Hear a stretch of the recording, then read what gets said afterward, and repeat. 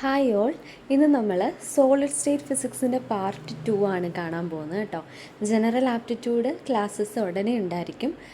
കുറച്ച് ഞാൻ പറഞ്ഞുവല്ലോ, കുറച്ച് തിരക്കായതുകൊണ്ടാണ് ഇപ്പോൾ ഫിസിക്സിലേക്ക് മാത്രം ഫോക്കസ് ചെയ്യുന്നത്. വിഷമിക്കേണ്ട, ജനറൽ ആപ്റ്റിറ്റ്യൂഡ് നമുക്ക് ഉടനെ തന്നെ വീണ്ടും റീസ്റ്റാർട്ട് ചെയ്യുന്നതായിരിക്കും. ഏതായാലും സോളിഡ് സ്റ്റേറ്റ് ഫിസിക്സ് എന്ന് പറയുന്നത് നെറ്റിൽ ഞാൻ പറഞ്ഞല്ലോ, ഫസ്റ്റ് പാർട്ടൊന്ന് കേൾക്കണേ. അത് മാഗ്നറ്റ്സിനെ കുറിച്ചിട്ടാണ്. അത് ഏറ്റവും ലാസ്റ്റിൽ വരുന്നൊരു ടോപ്പിക്കാണ്. പക്ഷേ കുറച്ചുകൂടെ സിമ്പിൾ ആയതുകൊണ്ട് ഞാൻ സമയത്തിൻ്റെ പരിമിതി അനുസരിച്ച് അത് ആദ്യം എടുത്തു എന്ന് മാത്രമേ ഉള്ളൂ. അപ്പോൾ നെറ്റിലാണെങ്കിൽ, നെറ്റ് എക്സാമിനാണെങ്കിൽ പാർട്ട് സിയിലാണ് 15 മാർക്കിന് സോളിഡ് സ്റ്റേറ്റ് അല്ലെങ്കിൽ കണ്ടൻസ്ഡ്, രണ്ടും സെയിം പേപ്പറായിട്ട് തന്നെയാണ് വരുന്നത്. ഗേറ്റിനാണെങ്കിൽ പാർട്ട് എയിലും ബിയിലും സിയിലും ഉണ്ടാകും എന്നുള്ളതാണ്. എനിക്ക് തോന്നുന്നു പാർട്ട് 1 ഞാൻ കറക്റ്റ് അതിനെക്കുറിച്ച് പറഞ്ഞിട്ടുണ്ട്, അതൊന്ന് കേട്ട് നോക്കാം കേട്ടോ. എനിവേ, നമുക്ക് പെട്ടെന്ന് തന്നെ പോവാം. ഈ ഒരു ഭാഗം എന്താണെന്ന് വെച്ചാൽ ചിലപ്പം വീഡിയോ കുറച്ച് ലെങ്തി ആയിരിക്കും. കാരണം നമ്മുടെ ക്ലാസ്സിൽ 3-4 ക്ലാസ് കൊണ്ട് എടുക്കുന്ന കുറച്ച് കൺസെപ്റ്റുകൾ ഞാനിപ്പം ഈ വീഡിയോയിൽ പറഞ്ഞങ്ങ് നിർത്താൻ പോവാണ്. കാരണം ഇതൊരു കോമ്പറ്റേറ്റീവ് എക്സാമാണ്, തിയറി ബേസ്ഡ് അല്ല. അപ്പോൾ നമുക്ക് പഠിക്കേണ്ട കുറച്ച് കാര്യങ്ങൾ മാത്രം ഒന്ന് മനസ്സിലാക്കി പോയാൽ മതി. അതുകൊണ്ട് ഞാൻ ക്രിസ്റ്റൽ സ്ട്രക്ചർ എന്ന് പറയുന്ന ഒരു കൺസെപ്റ്റാണ് ആദ്യം പറയുന്നത്. ക്രിസ്റ്റൽ സ്ട്രക്ചർ, ശരിക്കും ഈ ക്രിസ്റ്റൽ സ്ട്രക്ചറാണ് ആദ്യം നമ്മൾ സോളിഡ് സ്റ്റേറ്റിൽ പഠിക്കുന്നത്. ക്രിസ്റ്റൽ സ്ട്രക്ചർ ഇതിൽ തന്നെ പല കാര്യങ്ങൾ നമ്മൾ പഠിക്കുമെടാ.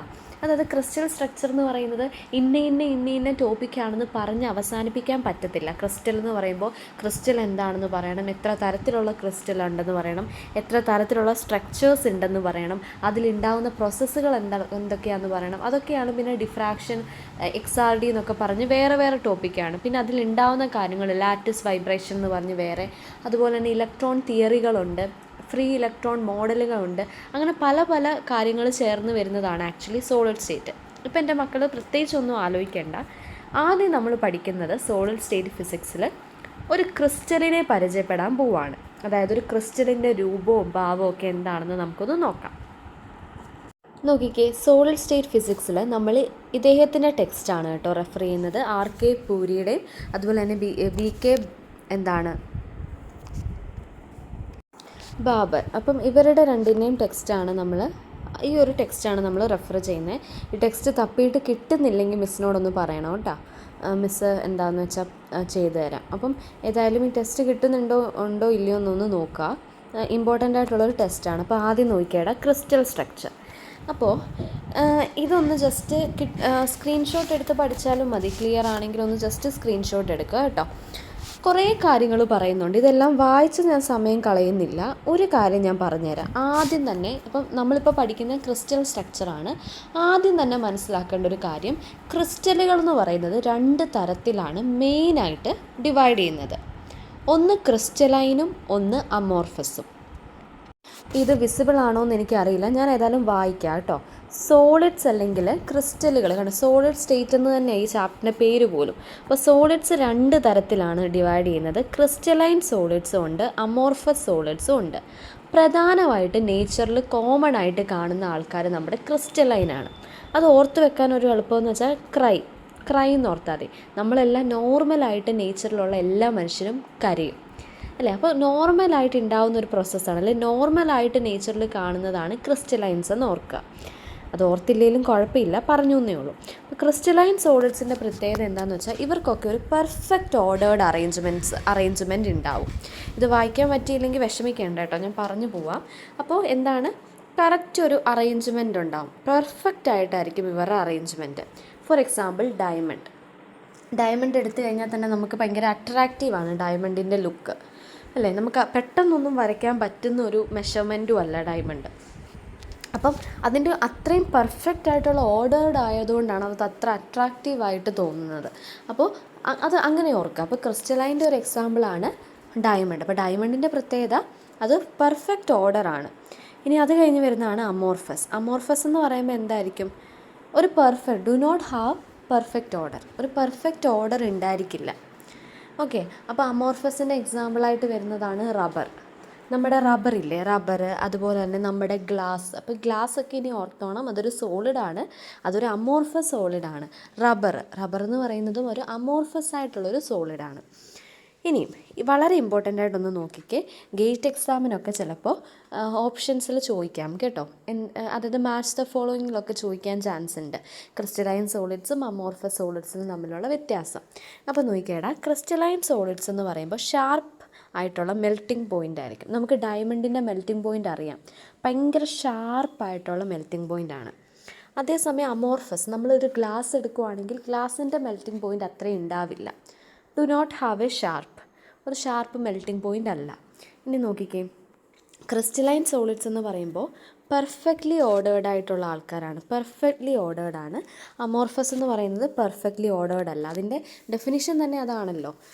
ഇനിയും they have long range order. Long range order എന്ന് പറയുന്നത് എന്താടാ, നമ്മളിപ്പോൾ ഈ സോളിഡ്സിൻ്റെ അകത്തേക്ക് പോയി കഴിഞ്ഞാൽ ദൂരെ ഒരുപാട് ലോങ് റേഞ്ച് വരെ ഇത് കറക്റ്റ് ഓർഡർ ആയിരിക്കും. എത്ര അധികം അകത്തേക്ക് നോക്കിക്കൊണ്ട് പോകുന്നു അത്രയും വരെ ഇത് ഭയങ്കര പെർഫെക്റ്റ് ആയിട്ടായിരിക്കും ഓർഡർ ചെയ്തേക്കുന്നത്. പക്ഷേ അമോർഫസ് എന്ന് പറയുമ്പോൾ ഓൾറെഡി അത് അത്ര ഓർഡേർഡ് അല്ല, പക്ഷേ അതിന് ഷോർട്ട് ഓർഡേർഡ് ഉള്ളൂ താനും. ഇനിയും അനീസോട്രോപ്പിക് എന്ന് പറയുമ്പോൾ നമുക്കറിയാമല്ലേ, അനീസോട്രോപ്പിക് എന്ന് വെച്ചാൽ എന്താ, physical property like refractive index and conductivity are different in different directions. ഇത് കുട്ടികൾ നമ്മളിങ്ങനെ ഡിഫറൻസ് എഴുതുന്ന സമയത്ത് കുട്ടികൾ തെറ്റിക്കുന്ന ഒരു സംഭവമാണ് അനീസോട്രോപ്പിക്കും ഐസോട്രോപ്പിക്കും. കാരണം ക്രിസ്റ്റലൈൻ സോളിഡ്സിലാണല്ലോ നമ്മൾ കൂടുതലും നല്ല നല്ല കാര്യങ്ങളൊക്കെ പറയുന്നത്. അപ്പോൾ ആനിസോട്രോപ്പിക്കാണ് പക്ഷേ ക്രിസ്റ്റലൈൻ സോളിഡ്സ്. അനീസോട്രോപ്പിക് എന്ന് വെച്ചാൽ ഇപ്പം ഒരു ക്രിസ്റ്റലാണെങ്കിൽ, ഇതൊരു ക്രിസ്റ്റലൈൻ സോളിഡ് ആണെങ്കിൽ ഇതിൻ്റെ ഒരു പോയിന്റിൽ എടുക്കുമ്പോൾ ഇവിടെ ഒരു പെർട്ടിക്കുലർ റിഫ്രാക്റ്റീവ് ഇൻഡെക്സ് ആയിരിക്കും. ഞാൻ പറയാണ് 5 ആണ്. അങ്ങനെയല്ല, പൊട്ടത്തരമാണ്, മിസ് മനസ്സിലാക്കാൻ പറയാണ്. ഇപ്പോൾ റിഫ്രാക്റ്റീവ് ഇൻഡെക്സ് 5 ആണെങ്കിൽ ഇതിൻ്റെ വേറൊരു പോയിന്റ് എടുത്താൽ അവിടെ ചിലപ്പോൾ 6 ആയിരിക്കും. അതായത് ഓരോ പോയിന്റിലും ആ ക്രിസ്റ്റലിൻ്റെ ഓരോരോ സ്ഥലത്തും അതിൻ്റെ ഫിസിക്കൽ പ്രോപ്പർട്ടിക്ക് വ്യത്യാസം വരും. റിഫ്രാക്റ്റീവ് ഇൻഡെക്സ്, കണ്ടക്ടിവിറ്റി പോലെയുള്ള റിഫ്രാക്റ്റീവ് ഇൻഡെക്സിന് വ്യത്യാസം വരും. അല്ലെ വേറൊരു രീതിയിൽ പറഞ്ഞാൽ ഇവരെല്ലാം ഡിഫറെൻറ്റ് ഡിറക്ഷനിലായിരിക്കും പോകുന്നത്. അതേസമയം അമോർഫസ് സോളിഡ്സ് എന്ന് പറയുമ്പോൾ ഫിസിക്കൽ പ്രോപ്പർട്ടീസ് എന്ന് പറയുന്നത് എല്ലാ ഡിറക്ഷനിലും ഫിസിക്കൽ പ്രോപ്പർട്ടീസ് സെയിം ആയിട്ടാണ് ഇവർ പോകുന്നത്. ഇപ്പോൾ ഇനി അടുത്തത് ക്രിസ്റ്റലൈൻ സോളിഡ്സ് കുറച്ചും കൂടി റിജിഡ് ആണല്ലേ. ഡയമണ്ടിനെ നമുക്കൊരു ഗ്ലാസ് പൊട്ടിക്കുന്ന പോലെ പൊട്ടിക്കാൻ പറ്റുമോ? ഒരിക്കലും ഇല്ല. അതിൻ്റെ അർത്ഥം അത് റിജിഡാണ്, കട്ടിയുള്ളതാണ്, ഹാർഡാണ്. ഡയമണ്ട് കുറച്ചും കൂടി ഹാർഡാണ്. അതേസമയം അമോർഫസ് എന്ന് പറയുന്നത് ലെസ് റിജിഡ്, വലിയ കട്ടിയൊന്നുമില്ല. പ്ലാസ്റ്റിക് അല്ലെങ്കിൽ ഗ്ലാസ്, റബ്ബർ എന്നൊക്കെ പറയുന്നത് പ്ലാസ്റ്റിക് അമോർഫസ് ആണ് കേട്ടോ. ദേ ഹാവ് ഡെഫിനറ്റ് ക്ലീവേജ്, അതായത് ഒരു ഡെഫിനറ്റ് ക്ലീവേജ് അവർക്ക് ഉണ്ടാവും. അപ്പോൾ ഡയമണ്ട് എടുത്തു കഴിഞ്ഞാൽ ഡെഫിനറ്റ് ആയിട്ടുള്ളൊരു ബ്രേക്ക് അവർക്ക് കൊടുക്കാൻ പറ്റും. ഡെഫിനറ്റ് ഒരു സെൻറ്ററിൽ നിന്ന് അല്ലെങ്കിൽ ഒരു സൈഡ് പാർട്ടീഷനിൽ നിന്ന് അല്ലെങ്കിൽ ഡയഗണിൽ നിന്ന് ഒരു പെർഫെക്റ്റ് ക്ലീവേജ് അല്ലെങ്കിൽ ഒരു ബ്രേക്ക് ഇവർക്ക് ഉണ്ടാവും. പക്ഷേ അമോർഫസ് എന്ന് പറയുമ്പോൾ ഇറഗുലർ ആയിട്ടുള്ള ക്ലീവേജ് ആയിരിക്കും ഇവർക്ക് ഉണ്ടാവുക. അത്രയും പെർഫെക്റ്റ് ആയിട്ടുള്ള ക്ലീവേജ് ആയിരിക്കണം എന്നില്ല. ഓക്കെ, അപ്പം ഇത്രയും ആദ്യം ഒന്ന് മനസ്സിലാക്കുക. അതായത് 2 തരത്തിലുള്ള സോളിഡ്സ് ആണുള്ളത്, ക്രിസ്റ്റലൈനും ഉണ്ട് അല്ലെങ്കിൽ അമോർഫസും ഉണ്ട്. 2 തരത്തിലുള്ള സോളിഡ്സ് ആണ് ഉള്ളത്. അതിൽ അടുത്തത് നമ്മൾ നോക്കുന്നത് ക്രിസ്റ്റൽ ലാറ്റിസ് എന്താണ്, യൂണിറ്റ് സെൽ എന്താണ്. ശരിക്കും ഞാൻ പറഞ്ഞു കഴിഞ്ഞാൽ ഒരു ക്രിസ്റ്റലൈൻ സോളിഡ് ഒരു ക്രിസ്റ്റൽ ആണെന്ന് എനിക്ക് പറയാൻ പറ്റും. അതായത് എല്ലാ സോളിഡ്സിനെയും നമുക്ക് ക്രിസ്റ്റൽ എന്ന് പറയാൻ പറ്റില്ല. ക്രിസ്റ്റൽസ് എന്ന് പറയുന്നത് ഈ പറഞ്ഞ പോലെ തന്നെ നല്ല പെർഫെക്റ്റ് ആയിട്ട് അറേഞ്ച് ചെയ്യുന്ന കാര്യങ്ങളെയാണ് മിസ്സ് ക്രിസ്റ്റൽ എന്ന് പറയാൻ ഉദ്ദേശിക്കുന്നത് കേട്ടോ. നല്ല പെർഫെക്റ്റ് ആയിട്ട് അറേഞ്ച് ചെയ്യുന്ന സോളിഡ്സിനെ മിസ്സ് ക്രിസ്റ്റൽസ് എന്ന് പറയുകയാണ്. അങ്ങനെയാണെങ്കിൽ എന്താണ് ക്രിസ്റ്റൽ ലാറ്റിസ് എന്ന് വെച്ചാൽ? എപ്പോഴും നമ്മൾ കുറേ കാര്യങ്ങൾ പഠിക്കും. ഇതൊന്ന് ജസ്റ്റ് വേണമെങ്കിൽ ഒന്ന് സ്ക്രീൻഷോട്ട് എടുത്തോ. കുറേ കാര്യങ്ങൾ പഠിക്കുക. അതായത് പലതരത്തിലുള്ള സോളിഡ്സ് ഉണ്ട്, പലതരത്തിലുള്ള ക്രിസ്റ്റൽസ് ഉണ്ട്, ബേസിക്സ് ഉണ്ട്. പക്ഷേ ഇതൊന്നും നമുക്ക് എന്താണെന്ന് ആക്ച്വലി അറിയില്ല. അപ്പോൾ ക്രിസ്റ്റൽ ലാറ്റിസ് എന്ന് പറയുന്നത് 3 dimensional arrangement of particle in A crystal. അതായത് ഒരു ക്രിസ്റ്റലിൽ എങ്ങനെയാണ് പാർട്ടിക്കിൾ അറേഞ്ച് ചെയ്തേക്കുന്നത്, അല്ലെങ്കിൽ ആ 3 dimensionally അറേഞ്ച് ചെയ്തേക്കുന്ന ആ ഒരു പാറ്റേൺ ആണ്, 3 dimensional അറേഞ്ച്മെൻറ്റിനെയാണ് ശരിക്കും എന്തെന്ന് പറയുന്നത് ക്രിസ്റ്റൽ ലാറ്റിസ് അല്ലെങ്കിൽ സ്പേസ് ലാറ്റിസ് എന്ന് പറയുന്നത്. അപ്പോൾ ആദ്യം നമ്മുടെ കയ്യിൽ ഒരു ക്രിസ്റ്റലുണ്ട്, ആ ക്രിസ്റ്റലിൽ എന്തൊക്കെയോ അറേഞ്ച് ചെയ്തിട്ടുണ്ട്, 3 dimensionally അറേഞ്ച് ചെയ്തിട്ടുണ്ട് പാർട്ടിക്കിൾ. അതിനെയാണ്, ആ അറേഞ്ച്മെൻറ്റിനെയാണ് ശരിക്കും ലാറ്റിസ് എന്ന് പറയുന്നത്. അപ്പോൾ ചില കുട്ടികൾ വിചാരിക്കും ലാറ്റിസ് എന്ന് പറയുന്നത് ടൈപ്പ് ഓഫ് ക്രിസ്റ്റലാണ്. അല്ല, അതിൻ്റെ ഉള്ളിലുള്ള സാധനങ്ങളെയാണ് ഇനി നമ്മൾ പറയാൻ പോകുന്നത്. ഓക്കെ, അടുത്തത് യൂണിറ്റ് സെൽ എന്ന് വെച്ചാൽ എന്താ? സ്മോളസ്റ്റ് റിപ്പീറ്റ് യൂണിറ്റിനെ, അതായത് ആ അറേഞ്ച്മെൻറ്റിൽ റിപ്പീറ്റായിട്ട് വരുന്ന ആളാണ് യൂണിറ്റ് സെല്ല്. ഇപ്പം ഞാൻ പറയാണ്, വെറുതെ ഒരു ട്രിക്ക് പറഞ്ഞു തന്നാൽ ഒരു ക്രിസ്റ്റൽ എടുത്തു കഴിഞ്ഞാൽ അതിൽ ഞാൻ A1 A2 A3, അടുത്ത കേസിൽ A1 A3 A4, അടുത്ത കേസിൽ A1 A5 A6 അങ്ങനെ ഞാനൊരു പോർഷൻസ് എടുത്തു കഴിഞ്ഞാൽ A1 എന്ന് പറയുന്ന എൻ്റെ പോർഷൻ ഇങ്ങനെ റിപ്പീറ്റ് ആയിട്ട് വരും. അതൊരു ചെറിയ യൂണിറ്റുമാണ്. അതാണ് എൻ്റെ യൂണിറ്റ് സെല്ലെന്ന് ഇത് നിങ്ങൾക്ക് മനസ്സിലാവാൻ വേണ്ടി ഇമാജിനേഷൻ ചെയ്യാൻ വേണ്ടി ഞാൻ പറഞ്ഞു തരുന്നൊരു കാര്യമാണ്. Because in competitive exam the concepts are very very important കേട്ടോ. ഓക്കെ, അപ്പം യൂണിറ്റ് സെൽ എന്ന് വെച്ചാൽ സ്മോളസ്റ്റ് റിപ്പീറ്റിംഗ് യൂണിറ്റിനെയാണ് യൂണിറ്റ് സെൽ എന്ന് പറയുന്നത്. ഇനിയും ഈ യൂണിറ്റ് സെല്ല് പലതരത്തിലുണ്ട്, അതിലേക്ക് നമുക്ക് വരാം. അതിനു മുമ്പ് നോക്കിക്കോണേ. ഇനി ക്രിസ്റ്റലൈൻ സോളിഡ്സിനെ ഞാൻ ഇങ്ങോട്ട് എടുക്കുന്ന ക്രിസ്റ്റലിനെ കുറിച്ച് പറയാം. കാരണം ക്രിസ്റ്റലൈൻ സോളിഡ് ഇറ്റ്സെൽഫ് ഒരു ക്രിസ്റ്റലാണ്. കാരണം അതിന് മാത്രമേ പെർഫെക്റ്റ്ലി ഓർഡേർഡ് ആയിട്ടുള്ള അറേഞ്ച്മെൻറ്റ് ഉള്ളൂ.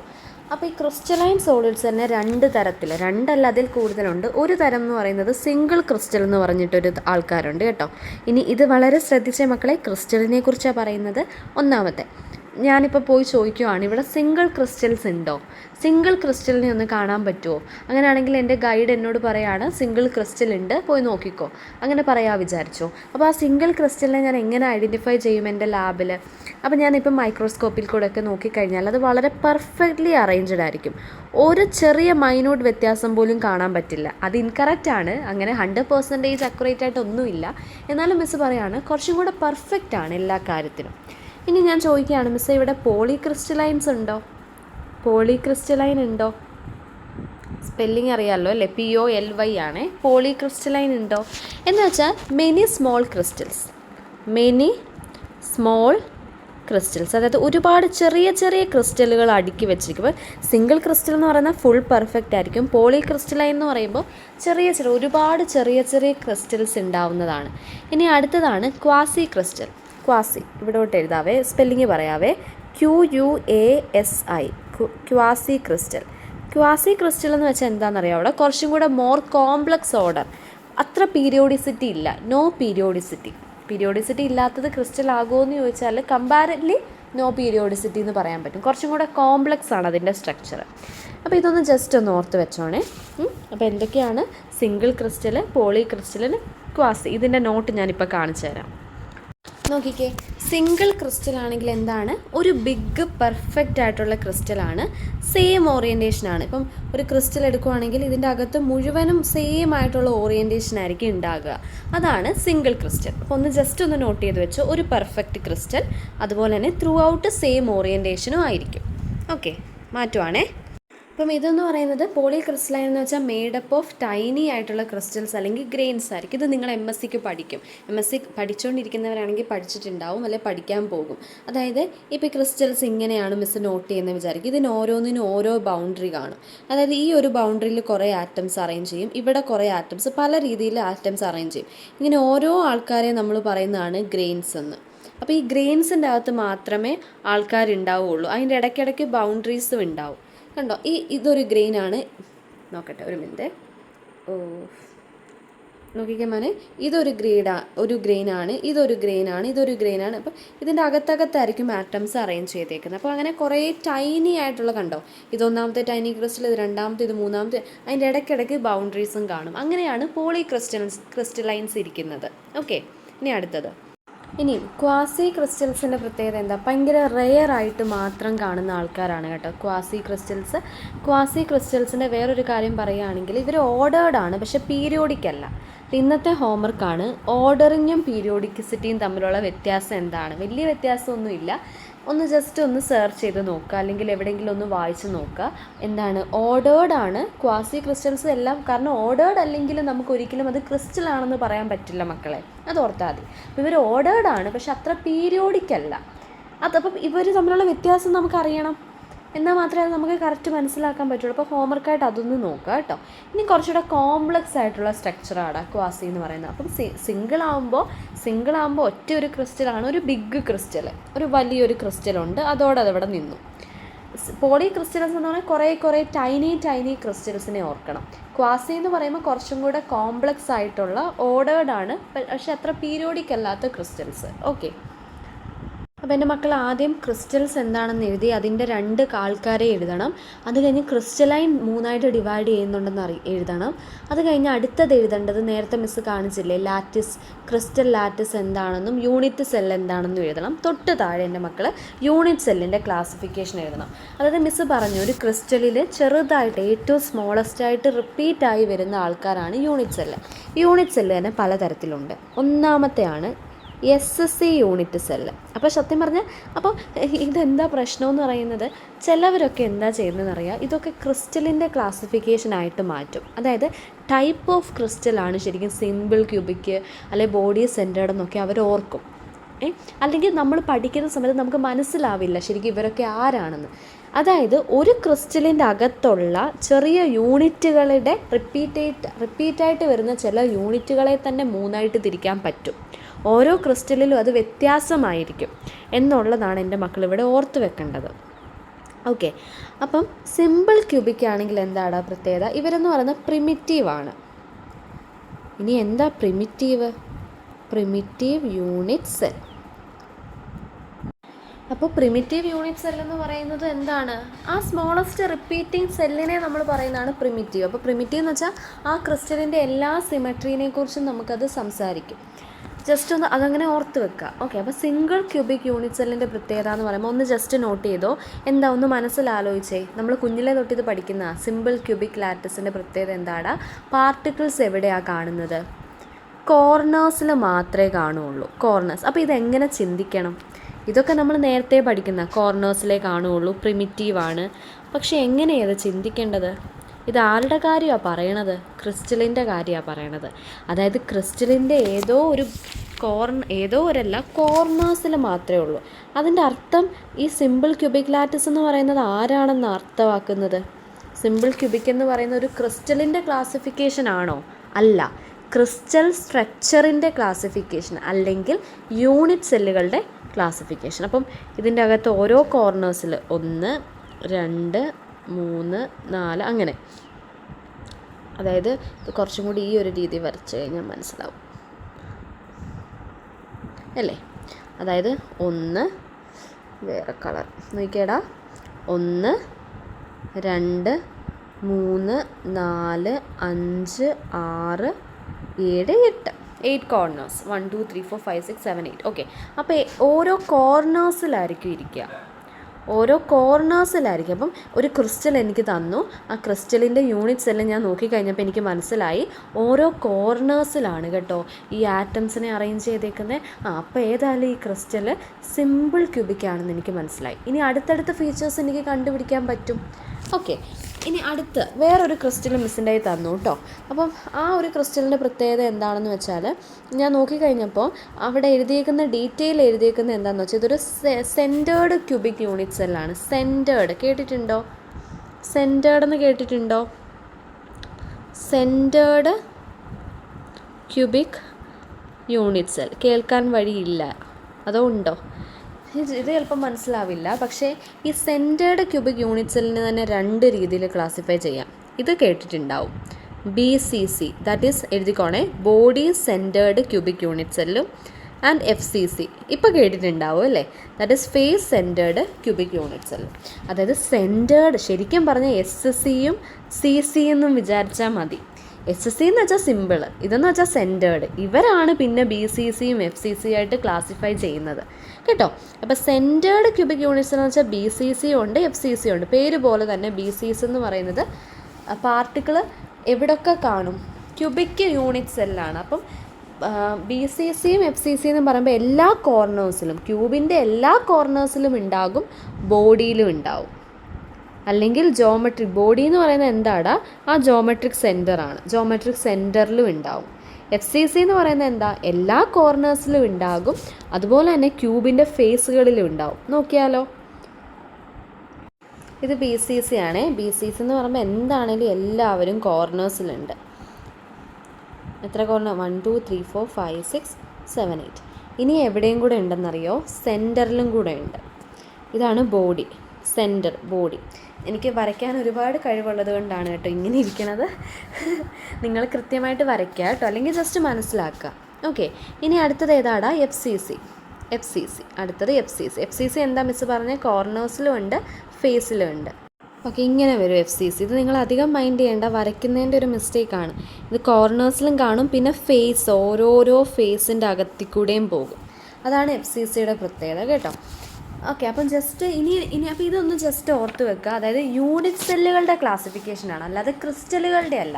ക്രിസ്റ്റൽ ഞാൻ പറഞ്ഞു, ക്രിസ്റ്റൽ ഞാൻ എടുത്തു, ഞാൻ മൈക്രോസ്കോപ്പ് അല്ലെങ്കിൽ എന്തെങ്കിലും ഒരു സംഭവത്തിലൂടെ, അല്ലെങ്കിൽ ഞാനതെൻ്റെ കണ്ണ് വെച്ച് നോക്കിയപ്പോൾ അത് പോസിബിൾ അല്ല. എനിവേ, ഞാൻ നോക്കിയപ്പോൾ യൂണിറ്റ് സെല്ലുകൾ കണ്ടു. പെട്ടെന്ന് നോക്കിയപ്പോൾ ആറ്റംസ് കോർണേഴ്സിൽ മാത്രമേ ഉള്ളെങ്കിൽ ഞാൻ പറയാണ് SC. ബോഡിയിലും കോർണറിലും ഉണ്ടെങ്കിൽ BCC അല്ലെങ്കിൽ FCC. ഓക്കെ, ഇനി അപ്പോൾ നമ്പർ ഓഫ് ആറ്റംസ് കണ്ടുപിടിക്കേണ്ടതാണ് ഏറ്റവും ഇമ്പോർട്ടൻ്റ് ഇതിലുള്ളത്.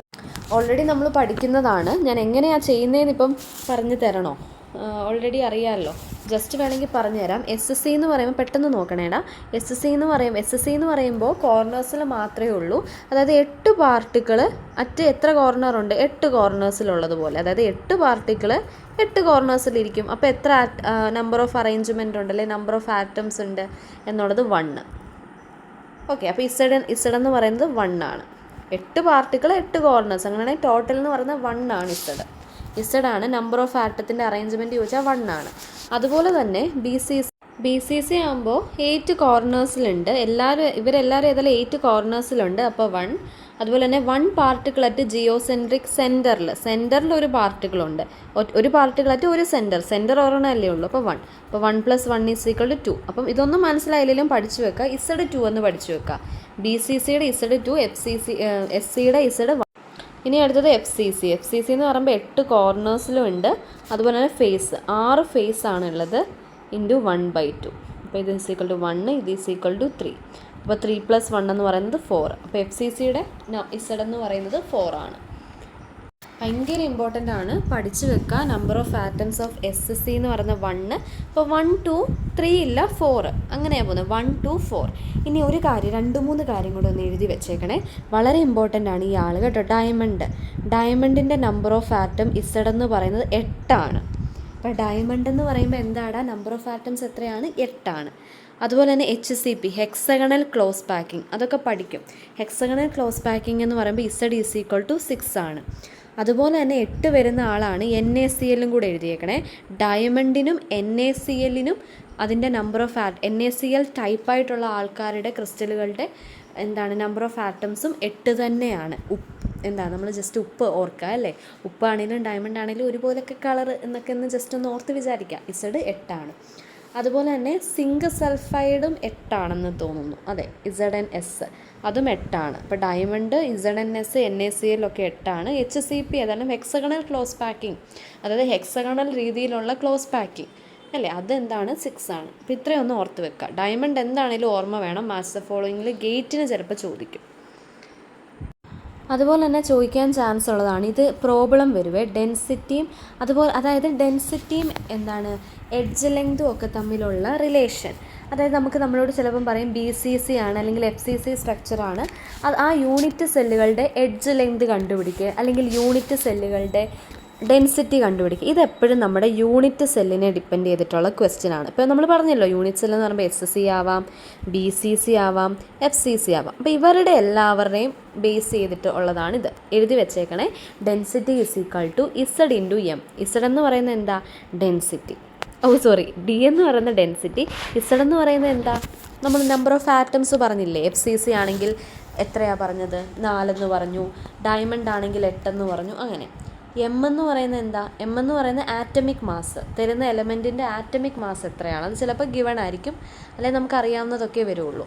പിന്നെ A എന്ന് പറയുന്നത് വോളിയം, A³ എന്ന് പറയുന്നത് വോളിയം ഓഫ് യൂണിറ്റ് സെൽ. ആ യൂണിറ്റ് സെല്ലിൻ്റെ വോളിയം നമ്മൾ അറിഞ്ഞിരിക്കണം, അത് നമുക്ക് പഠിക്കാം. പിന്നെ A എന്ന് പറയുന്നത് എഡ്ജ് ലെങ്ത്, പിന്നെ Na എന്ന് പറയുന്നത് അവഗാഡ്രോ നമ്പർ കേട്ടോ. ഓക്കെ, ഇനി അപ്പോൾ അത് ജസ്റ്റ് ഒന്ന് നോട്ട് ചെയ്യണം, വളരെ ഇമ്പോർട്ടൻ്റ് ആണ്.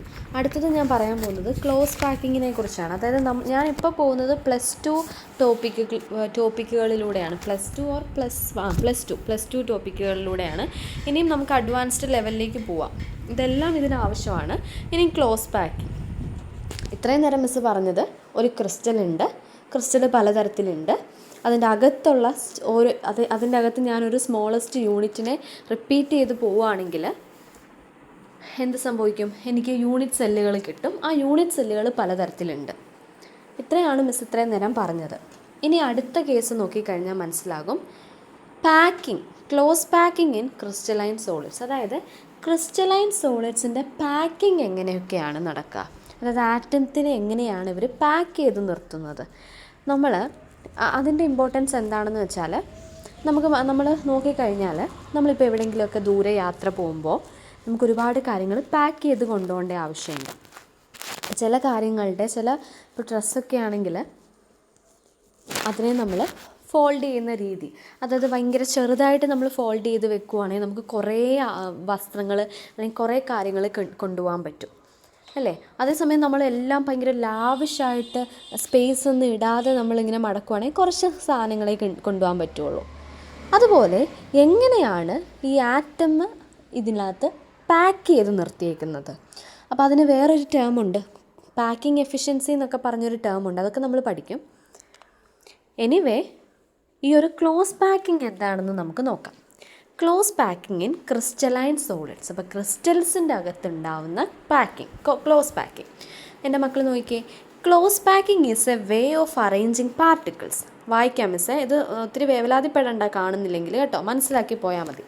ഇപ്പോൾ ക്ലോസ് പാക്കിംഗ് എന്ന് പറയുന്ന ഒരു വേ ആണ് ഓഫ് അറേഞ്ചിങ് പാർട്ടിക്കിൾസ്, അതായത് പാർട്ടിക്കിൾസിനെ അറേഞ്ച് ചെയ്യാനുള്ള ഒരു വഴിയാണ്. So that maximum available spaces occupied. അപ്പോൾ അങ്ങനെ അറേഞ്ച് ചെയ്ത് കഴിഞ്ഞാൽ ഒരുപാട് മാക്സിമം ആയിട്ടുള്ള സ്പേസ് എനിക്ക് ഒക്യുപ്പൈ ചെയ്യാനായിട്ട് പറ്റും. അതിനെയാണ് ഞാൻ ക്ലോസ് പാക്കിംഗ് എന്ന് പറയുന്നത്. ഇനി ക്ലോസ് പാക്കിംഗ് പലതരത്തിലുണ്ട്. ഒരു 1 ഡിമെൻഷനായിട്ടുള്ള ക്രിസ്റ്റലാണ്. അപ്പോൾ ഈ ക്രിസ്റ്റൽസ് പലതരത്തിലുണ്ട്, അല്ലെങ്കിൽ അതിൻ്റെ അകത്ത് പാർട്ടിക്കിൾസിനെ അറേഞ്ച് ചെയ്യാൻ പലതരത്തിലുണ്ട്. 1 ഡൈമെൻഷൻ ഉണ്ട്, 2 ഡിമെൻഷൻ ഉണ്ട്, 3 ഡിമെൻഷൻ ഉണ്ട്.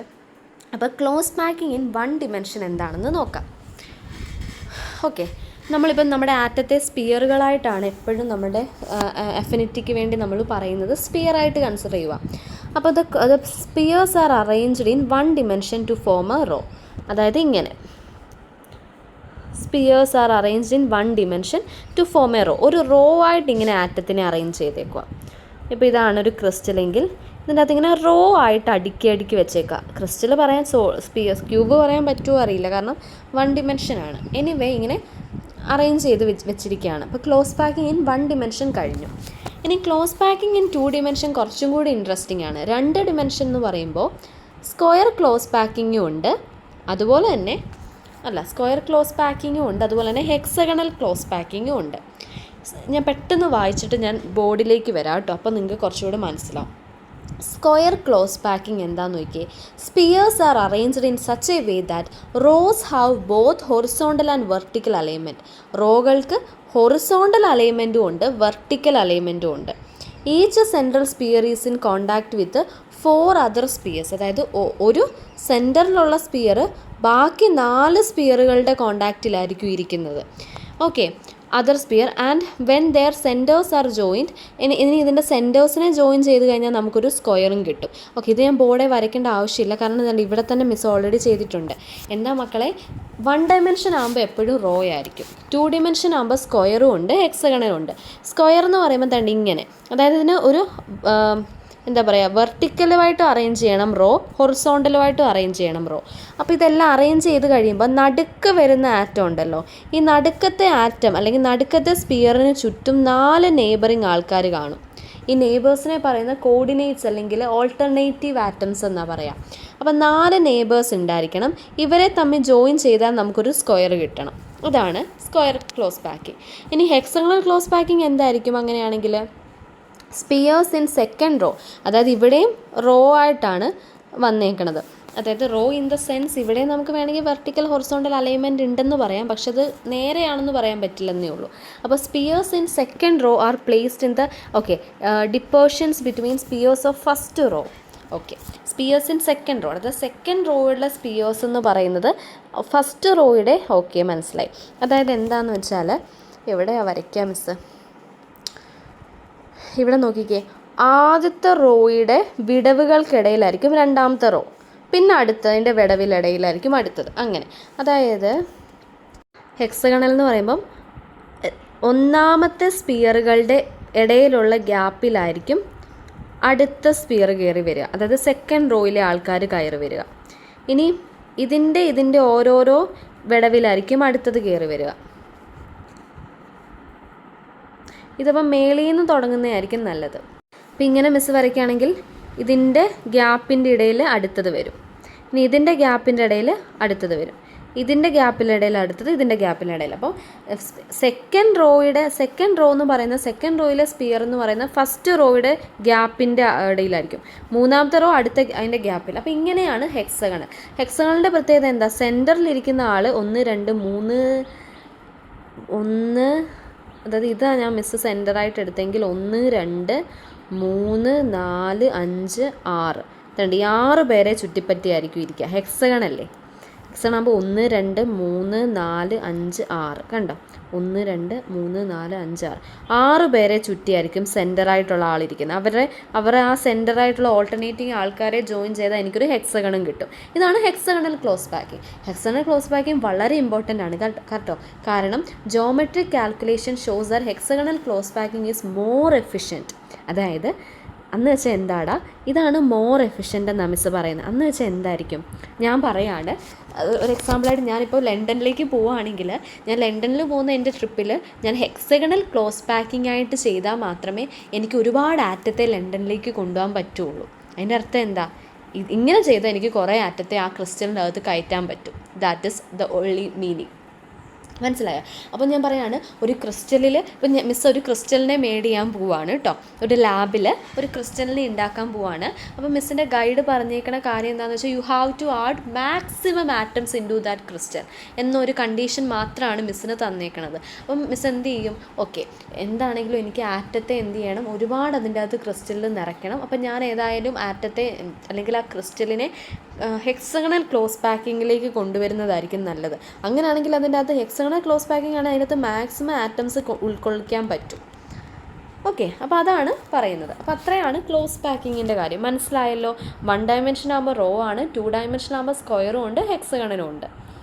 ഓക്കെ, ഇനി അടുത്ത കേസ് എന്ന് വെച്ചാൽ വോയിഡ്സ് ആണ്. വോയിഡ്സ് എന്ന് പറയുമ്പം എം ഡി സ്പേസസ് ആണ്, അതായത് ക്ലോസ് പാക്ഡ് സ്ട്രക്ചറിലുള്ള എം ഡി സ്പേസസ്. ഇപ്പം ഞാനിവിടെ എടുത്തു കഴിഞ്ഞാൽ ഇതിൻ്റെ ഇടയ്ക്ക് ഏതെങ്കിലും എം ഡി സ്പേസുകൾ, അതായത് എവിടെയാണോ ആറ്റംസ് ഇല്ലാതിരിക്കുന്നത് അതിനെയാണ് വോയിഡ്സ് എന്ന് പറയുന്നത്. ഇത് നിങ്ങൾക്ക് ഭയങ്കര റബ്ബിഷായിട്ട് തോന്നുന്നുണ്ടോ ഈ നോട്ട്സ്? കാരണം ഒത്തിരി ഉണ്ടല്ലേ. ഇനി വിഷമിക്കേണ്ടത് പണ്ടത്തെ നോട്ടായതുകൊണ്ടാട്ടോ ഇങ്ങനെ ഇരിക്കണ, ഒരു സ്പേസ് പോലും വിടാതെ.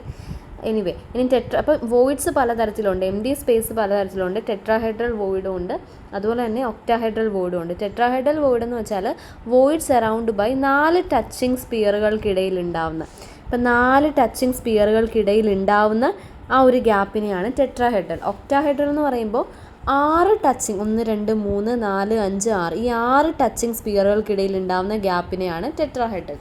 അപ്പോൾ MSc പഠിച്ചുകൊണ്ടിരിക്കുന്നതാണെങ്കിൽ ഇതൊക്കെ സോളിഡ് സ്റ്റേറ്റിൽ പഠിക്കേണ്ടതാണ് കേട്ടോ. അപ്പോൾ ഇതൊന്ന് ജസ്റ്റ് ഒന്ന് ഓർത്ത് വെക്കുക. ഇനി ഞാൻ ഒരു കാര്യം പറയാൻ വിട്ടുപോയി, ക്ലോസ് പാക്കിംഗ് 3 ഡിമെൻഷനും കൂടെ നോക്കാം. 1 ഡിമെൻഷൻ റോ ആണ്, 2 ഡിമെൻഷൻ സ്ക്വയറും ഹെക്സഗണലുമാണ്. 3 ഡിമെൻഷൻ എന്ന് പറയുമ്പോൾ 3 dimensional is developed by retaining hexagonal close packing in first layer. Second layer is obtain by placing spheres over first. അതായത് 3 ഡിമെൻഷൻ നമുക്ക് കിട്ടണമെങ്കിൽ ആദ്യം നമ്മൾ ഫസ്റ്റ് ലെവലിൽ ഹെക്സഗണൽ ക്ലോസ് പാക്കിങ്ങിനെ വെക്കണം. അപ്പോൾ ഹെക്സഗണൽ ക്ലോസ് പാക്കിങ്ങിനെ വെച്ചിട്ട് അതിൻ്റെ പുറത്ത് സെക്കൻഡ് ലെയറിൽ സ്പിയേഴ്സിനെ ഇങ്ങനെ ആദ്യത്തെ ലെയറിൽ ഇങ്ങനെ അറേഞ്ച് ചെയ്ത് പോയാൽ മതിയാവും. അത് ഞാൻ വരയ്ക്കണില്ല, കുറച്ച് കോംപ്ലിക്കേറ്റഡ് ആണ്, ഒന്ന് മനസ്സിലാക്കി വെച്ച് കഴിഞ്ഞാൽ മതി. അതായത് 2 പാറ്റേൺസ് ആണ്, എ ബി പാറ്റേൺ എന്നും ഉണ്ട്, എ ബി സി പാറ്റേൺ എന്നും ഉണ്ട്. When tetrahedral void of second layer are covered by spheres of third layer the packing. Okay, അതും കൂടെ ഞാനൊന്ന് പറഞ്ഞുതരാം. അതായത് 3 ഡിമെൻഷനിലെ പാക്കിംഗ് ഒന്നാമത്തതാണ് A B pattern. A B pattern അല്ലെങ്കിൽ hexagonal close packing in 3 dimension. HCP എന്ന് നേരത്തെ ഞാൻ ഇസഡ് പറഞ്ഞില്ലേ, ഇസഡ് 6 ആണെന്ന്. അതിൻ്റെ അർത്ഥം ഹെക്സഗണൽ ക്ലോസ് പാക്കിംഗ് ഇൻ 3 ഡിമെൻഷൻ്റെ കാര്യമാണ് ഇപ്പോൾ പറയുന്നത്. അപ്പോൾ എ ബി പാറ്റേൺ എന്ന് വെച്ചാൽ when tetrahedral void of second layer. Tetrahedral void എന്താണെന്ന് ഞാനിപ്പോൾ പറഞ്ഞില്ലേ. ടെട്രാഹെഡ്രൽ വോയിഡ് എന്തായിരുന്നു? 4 ടച്ചിങ് സ്പിയറുകൾക്കിടയിലുള്ള ഗ്യാപ്പിനെയാണ് ടെട്രാഹെഡ്രൽ വോയിഡ് എന്ന് പറയുന്നത്. അപ്പോൾ ടെട്രാഹെഡ്രൽ വോയിഡ് ഓഫ് സെക്കൻഡ് ലെയറിൽ ഉണ്ടാവുന്ന ടെട്രാഹെഡ്രൽ വോയിഡിനെ നമ്മൾ തേർഡ് ലെയറുമായിട്ട്, അതായത് ഇപ്പം ഇവിടെ ഒരു ലെയർ ഉണ്ട്, ഇവിടെ സെക്കൻഡ് ലെയറിൽ കുറച്ച് ഗ്യാപ്പ് ഉണ്ടെങ്കിൽ ഇതിൻ്റെ ഇടയ്ക്ക് തേർഡ് ലെയറിലെ ആൾക്കാർ സ്പിയറുകൾ വന്നിരിക്കും. അതിനെയാണ് എ ബി. ഇത് വരയ്ക്കാൻ കുറച്ച് കോംപ്ലിക്കേറ്റഡ് ആണ്, വരയ്ക്കൽ ഓർക്കണ്ട. പക്ഷെ ഒരു കാര്യം ഓർക്കണം, ടെട്രാഹെഡ്രലിൻ്റെ ആൾക്കാരാണ് ഇവിടെ വരിക. ഇനി അടുത്ത പാറ്റേൺ ആരാണെന്ന് നോക്കിയേ. എ ബി കഴിഞ്ഞിട്ട് A B C pattern. A B C പാറ്റേണിനെ നമുക്ക് വേറൊരു രീതിയിൽ പറയാം, വളരെ ഇമ്പോർട്ടൻ്റ് ആണ്. ഇമ്പോർട്ടൻ്റ് അല്ലാത്ത വല്ലതും ഉണ്ടോ അല്ലേ? അതാണ് CCP എന്താടാ? Cubic close packing in 3 dimension. അല്ലെങ്കിൽ ഇതിനെ തന്നെ നമുക്ക് FCC എന്നാണെങ്കിലും പറയാം. FCCയും ഇതിനോട് സിമിലർ ആണ് കേട്ടോ. അപ്പോൾ 3 dimensionൽ വരുന്ന ആൾക്കാർ ഹെക്സഗണൽ ക്ലോസ് പാക്കിങ്ങും ഉണ്ട്. അതുപോലെ തന്നെ എന്തുണ്ട്? CCP or FCC, A B C pattern. A B പാറ്റേണിന് എക്സാമ്പിൾ ഒന്ന് എഴുതാവോ? Magnesium or zinc. A B C പാറ്റേണിന് നമ്മൾ വരുന്നതാണ്. എക്സാമ്പിൾ ഉണ്ടോ? എക്സാമ്പിൾസ് എഴുതിയിട്ടുണ്ടോ? അതെ, കോപ്പർ അതുപോലെ തന്നെ സിൽവർ ഒക്കെ. അപ്പോൾ എ ബി സി പാറ്റേൺ ആകുമ്പോൾ CCP FCC. CCP എന്ന് പറയുന്നത് എന്താടാ? Cubic close packing or FCC. Okay ആണോ? ഇവരെയൊക്കെ മനസ്സിലാക്കാനായിട്ട് 3 dimension അല്ല 2 dimension 3 dimensionനെ നമുക്കിങ്ങനെ മനസ്സിലാക്കാം. നമ്മൾ ചില ഫ്രൂട്ട്സ് കടയിലൊക്കെ പോകുമ്പോൾ ആപ്പിളൊക്കെ ഇങ്ങനെ അറേഞ്ച് ചെയ്ത് വെച്ചിട്ടില്ലേ? ഇതുണ്ടേ ഈ ഒരു റേഞ്ചിൽ ഇങ്ങനെ. ഈ ഒരു റേഞ്ചാണ് ശരിക്കും ഹെക്സഗണൽ ക്ലോസ് പാക്കിംഗ് അല്ലെങ്കിൽ 3 dimensional പാക്കിംഗ് എന്ന് പറയുന്നത്. അപ്പോൾ ഇതിൻ്റെ ഗ്യാപ്പ് അനുസരിച്ച് വേറെ ആറ്റംസ് മാറി വരുന്നതാണ് പിന്നെ നമ്മൾ പ്രശ്നമുള്ളൂ. അപ്പോൾ ഇതൊന്ന് ജസ്റ്റ് ഓർത്ത് വെക്കുക. ഇനി അടുത്ത പറയുന്നത് എന്തായിരുന്നു? കോർഡിനേറ്റ് നമ്പറിനെ കുറിച്ചാണ് കേട്ടോ. എന്താണ് കോർഡിനേറ്റ് നമ്പർ? കോർഡിനേറ്റ് നമ്പർ എന്ന് വെച്ചാൽ it is the number of spheres with which each sphere is in direct contact. ഒരു എക്സാമ്പിൾ പറഞ്ഞാൽ മിസ്സിൻ്റെ വീടുമായിട്ട് ഇപ്പോൾ മിസ്സിൻ്റെ വീടെന്ന് പറയുമ്പോൾ അടുത്ത് ഒത്തിരി നെയ്ബേഴ്സ് കാണും അല്ലേ? ഒരുപാട് നെയ്ബേഴ്സ് കാണും. ഇപ്പോൾ ഒരു 10ലധികം വീടുകൾ മിസ്സിൻ്റെ വീടിന് ചുറ്റും അവിടെ ഇവിടെ ആയിട്ടൊക്കെ കാണും. പക്ഷേ മിസ്സ് ഡയറക്റ്റായിട്ട് കോണ്ടാക്റ്റിലുള്ളത് ആരാണോ അതാണ് ശരിക്കും എൻ്റെ നെയ്ബർ എന്ന് പറയുന്നത്. അതായത് മിസ്സിൻ്റെ വീട് ഇതാണെങ്കിൽ ഇവിടെയൊക്കെ ആൾക്കാർ കാണും. പക്ഷേ ഏറ്റവും കൂടുതൽ അടുപ്പം അപ്പുറത്തും ഇപ്പുറത്തും അല്ലെങ്കിൽ ഓപ്പോസിറ്റ് ഉള്ള ആൾക്കാരുമായിട്ടായിരിക്കും. അങ്ങനെയുള്ളവരാണ് കോർഡിനേറ്റ് നമ്പർ എന്ന് പറയുന്നത്. It is the number of spheres with which each sphere ins direct contact. അതായത് 3 സ്പിയറുകളാണ്. അതിൽ ഈ സ്പിയറിൻ്റെ കോർഡിനേറ്റ് നമ്പർ ചോദിച്ചാൽ ഇവരും അതായത് 2 ആണ്. അതായത് ആരൊക്കെയാണ് അവരുടെ നെയ്ബേഴ്സ് എന്നാണ് കോർഡിനേറ്റ് നമ്പർ. വളരെ ഇമ്പോർട്ടൻ്റ് ആണ്. കോർഡിനേറ്റ് നമ്പർ ലിസ്റ്റ് ഉണ്ടോ? കോർഡിനേറ്റ് നമ്പറിൻ്റെ നോക്കട്ടെ. ഓക്കെ, ഇതൊന്ന് എഴുതി വെക്കാവോ? സിംഗിൾ ക്യൂബിക് യൂണിറ്റ് സെല്ലുകളുടെ കോർഡിനേറ്റ് നമ്പർ, അതായത് ക്രിസ്റ്റലുകളുടെ അല്ല, അകത്തുള്ള പല യൂണിറ്റ് സെല്ലുകളുടെ കോർഡിനേറ്റ് നമ്പർ എന്ന് പറയുന്നത്, അല്ലെങ്കിൽ ആറ്റമുകളുടെ അറേഞ്ച്മെൻറ്റിൻ്റെ കോർഡിനേറ്റ് നമ്പറാണ്. സിംഗിൾ ക്യൂബിക് ആണെങ്കിൽ നമുക്ക് തന്നിരിക്കുന്ന ക്രിസ്റ്റലുകൾ സിമ്പിൾ ക്യൂബിക് ആണോ എന്ന് അറിയാൻ വേറൊരു വഴി അതിൻ്റെ കോർഡിനേറ്റ് നമ്പർ കണ്ടുപിടിക്കുക. കോർഡിനേറ്റ് നമ്പർ 6 ആണെങ്കിൽ അത് സിമ്പിൾ ക്യൂബിക് ആണ്. Say NaCl. അപ്പോൾ നേരത്തെ നമ്മൾ ഇസഡ് തുടങ്ങിയത് 1, 2, 4 എന്നായിരുന്നു. അയൽക്കാരുടെ കാര്യം നമ്മൾ 6, 8, 12 എന്നാണ് പോകുന്നത്. അപ്പോൾ ഇസഡിൻ്റെ കാര്യം 4 വരെ നിന്നു. അത് കഴിഞ്ഞ് 5, 6 എടുക്കണം. അപ്പോൾ കോർഡിനേറ്റ് നമ്പർ 6, 8, 12 ഇങ്ങനെ. ഇനിയും എയും 6ഉം തമ്മിലുള്ള റിലേഷനും പഠിച്ചു വെക്കണം. എ എന്ന് പറയുന്നത് എഡ്ജ് ലെങ്ത് ആണ്. അതായത് ഒരു ക്യൂബ് അല്ലെങ്കിൽ ഒരു ക്രിസ്റ്റൽ എടുത്തു കഴിഞ്ഞാൽ അതിൻ്റെ എഡ്ജ് ലെങ്ത് ആണ് എ. ഇപ്പം തന്നെ പഠിച്ചു വെക്കോ, ഇനി ഇതിനു വേണ്ടി സമയം കളയണ്ട. എഡ്ജ് ലെങ്തും റേഡിയസും തമ്മിലുള്ള റിലേഷൻ. ഓക്കെ, നോക്കിക്കേ. സിമ്പിൾ ക്യൂബിക് ആണെങ്കിൽ A = 2R ആയിരിക്കും. അതായത് സിമ്പിൾ ക്യൂബിക് യൂണിറ്റ് സെല്ലാണെങ്കിൽ എഡ്ജ് ലെങ്ത് എന്ന് പറയുന്നത് 2 ടൈംസ് ഓഫ് അതിൻ്റെ റേഡിയസ് തന്നെയായിരിക്കും. അതേസമയം BCC എന്ന് പറയുന്നത് അതിൻ്റെ എഡ്ജ് ലെങ്ത് എന്ന് പറയുന്നത് 4 ഇരട്ടി, റേഡിയസിൻ്റെ 4 ഇരട്ടി √3 ആയിരിക്കും. ഇനി FCC ആണെങ്കിൽ 4 ഇരട്ടി √2. ഇപ്പോൾ ഇവർ രണ്ടും ഏകദേശം സെയിം ആണ്. പക്ഷേ BCC ആണ് √3 എന്ന് ഓർക്കണം. സാധാരണ എല്ലാം വലുത് FCC ആണ് വരുന്നത്. അതുകൊണ്ട് ഓപ്പോസിറ്റ് തിരിഞ്ഞു പോകരുത്. BCC എന്ന് പറയുമ്പോൾ √3ഉം FCC എന്ന് പറയുമ്പോൾ √2ഉം. ഓക്കെ, റിലേഷൻ പഠിച്ചു വെക്കുക. ഇനി പാക്കിംഗ് എഫിഷ്യൻസി എന്ന് പറയുന്നത് പെർസെൻറ്റേജ് ഓഫ് ടോട്ടൽ സ്പേസ്, അതായത് ഒരു പാർട്ടിക്കിൾ ഫില്ല് ചെയ്തുന്ന ടോട്ടൽ സ്പേസ്, അതായത് എത്ര ആറ്റത്തിനെ ഉൾക്കൊള്ളിക്കാൻ പറ്റും അതിൻ്റെ പെർസെൻറ്റേജ്. പാക്കിംഗ് എഫിഷ്യൻസി കൂടുതലാണെങ്കിൽ അത്രയും ആറ്റത്തെ കൊണ്ടുപോകാൻ പറ്റും. അപ്പോൾ ഇത് നോക്കുക. സിമ്പിൾ ക്യൂബിക്കിൻ്റെ പാക്കിംഗ് എഫിഷ്യൻസി വെറും 52.4%. BCCയുടെ 68ഉം FCC ആണ് ഏറ്റവും കൂടുതൽ പാക്കിംഗ് എഫിഷ്യൻസി. അപ്പോൾ ഒരു നല്ല ക്രിസ്റ്റൽ, അപ്പോൾ എന്നോട് പറയാണ് ക്രിസ്റ്റലിൻ്റെ എണ്ണം കൂടണമെന്ന് പറയുമ്പോൾ കൂടുതലായിട്ട് ഞാൻ FCC ആയിരിക്കും ഉണ്ടാക്കി വരുന്നത്. കാരണം FCCയുടെ പാക്കിംഗ് അല്ലെങ്കിൽ FCC അല്ലെങ്കിൽ ഹെക്സഗണൽ ആയിരിക്കും അവിടെ ഉണ്ടായി വരിക. കാരണം FCC അല്ലെങ്കിൽ ഹെക്സഗണലിൻ്റെ ക്ലോസ് പാക്കിംഗ് ആണ്, അല്ലെങ്കിൽ പാക്കിംഗ് എഫിഷ്യൻസി ആണ് ഏറ്റവും കൂടുതൽ. ദാറ്റ് ഈസ് 54% ആണ്. ഓക്കെ, പിന്നെ നമ്മൾ പറയുന്നൊരു കാര്യമാണ് ലാറ്റിസ് കേട്ടോ, ലാറ്റിസ്. ഇനി അടുത്തതാണ്, ഇപ്പോൾ യൂണിറ്റ് സെല്ല് കഴിഞ്ഞു, അടുത്ത കേസാണ് ലാറ്റിസ്. ലാറ്റിസ് എന്ന് വെച്ചാൽ എന്താ?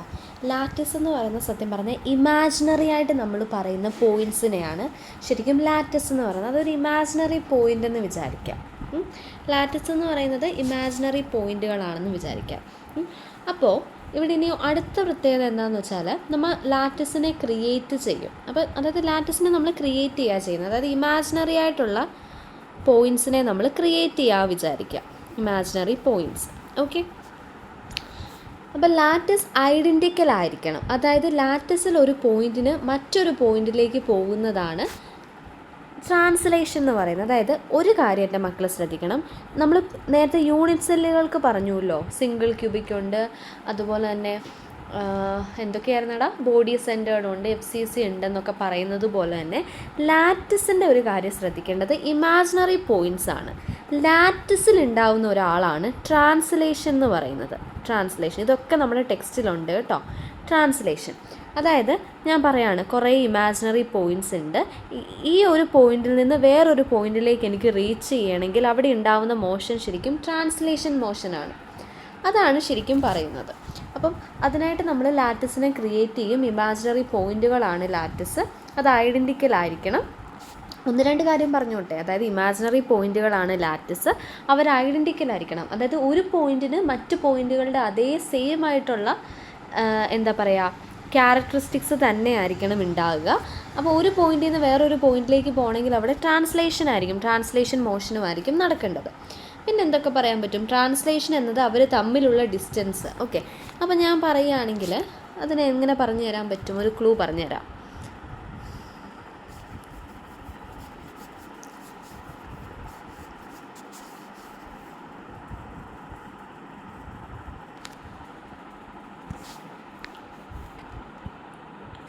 ഇപ്പോൾ ഇത് മിസ്സിൻ്റെ വീടാണ് കേട്ടോ, 6 എന്ന് എഴുതിയേക്കണത്. ഇത് മിസ്സിൻ്റെ നെയ്ബറിങ് വീടാണ്. അതായത് മിസ്സിൻ്റെ വീട്ടിൽ നിന്ന് നെയ്ബറിങ് വീട്ടിലേക്ക് പോകാനുള്ള ദൂരത്തെയാണ് മിസ്സ് സ്മോൾ r എന്ന് പറയുന്നത് കാണിക്കുന്നത്.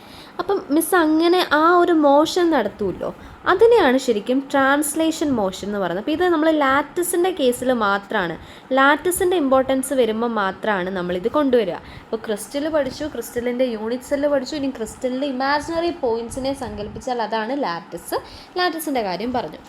അപ്പോൾ ട്രാൻസ്ലേഷൻ വെക്റ്റർ, അപ്പോൾ R to R' എന്ന് പറയുന്നത് ട്രാൻസ്ലേഷൻ വെക്റ്റർ വെച്ച് പോകുന്നു, ട്രാൻസ്ലേഷൻ വെക്റ്റർ വെച്ച് പോകുന്ന ആളാണ്. അപ്പോൾ ട്രാൻസ്ലേഷൻ വെക്റ്റർ എപ്പോഴും ഇൻവേരിയൻ്റ് ആയിരിക്കും. ട്രാൻസ്ലേഷൻ വെക്റ്റർ എന്ന് പറയുന്നത് ഇൻവേരിയൻ്റ് എന്ന് പറയുന്നത് അതിന് ഒരിക്കലും മാറ്റം ഉണ്ടാവില്ല. Translation vectors are always invariant.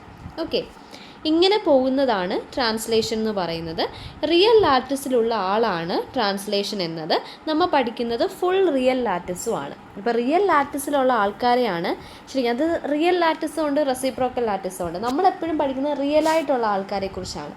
അതിൻ്റെ ഒരു ഇമാജിനറി പോയിൻ്റ് പറയുന്നു എന്ന് മാത്രമേ ഉള്ളൂ. അപ്പോൾ റിയലായിട്ടുള്ള ലാറ്റിസിൽ ഉണ്ടാവുന്നതാണ് ശരിക്കും ട്രാൻസ്ലേഷൻസ് എന്ന് പറയുന്നത്. അപ്പോൾ ഒരു ലാറ്റിസിൻ്റെ അകത്ത് എത്ര എഫക്റ്റീവ് ആറ്റം ഉണ്ട്, ഓക്കെ, അത് നമ്മൾ ഓൾറെഡി പറഞ്ഞു അല്ലേ. ഒരു ലാറ്റിസിൻ്റെ അകത്ത് അല്ലെങ്കിൽ ഒരു ക്രിസ്റ്റലിൻ്റെ അകത്ത് എത്രമാത്രം ആറ്റംസ് ഉണ്ടെന്ന് നമ്മൾ പറഞ്ഞു. അതിനെ നമ്മൾ എങ്ങനെയാണ് Z = 6 അങ്ങനെ നമ്മൾ പറഞ്ഞില്ലേ. ഓക്കെ, അതിന് വേറൊരു ഇക്വേഷനും കൂടെ ഒന്ന് ഓർത്ത് വെക്കണം.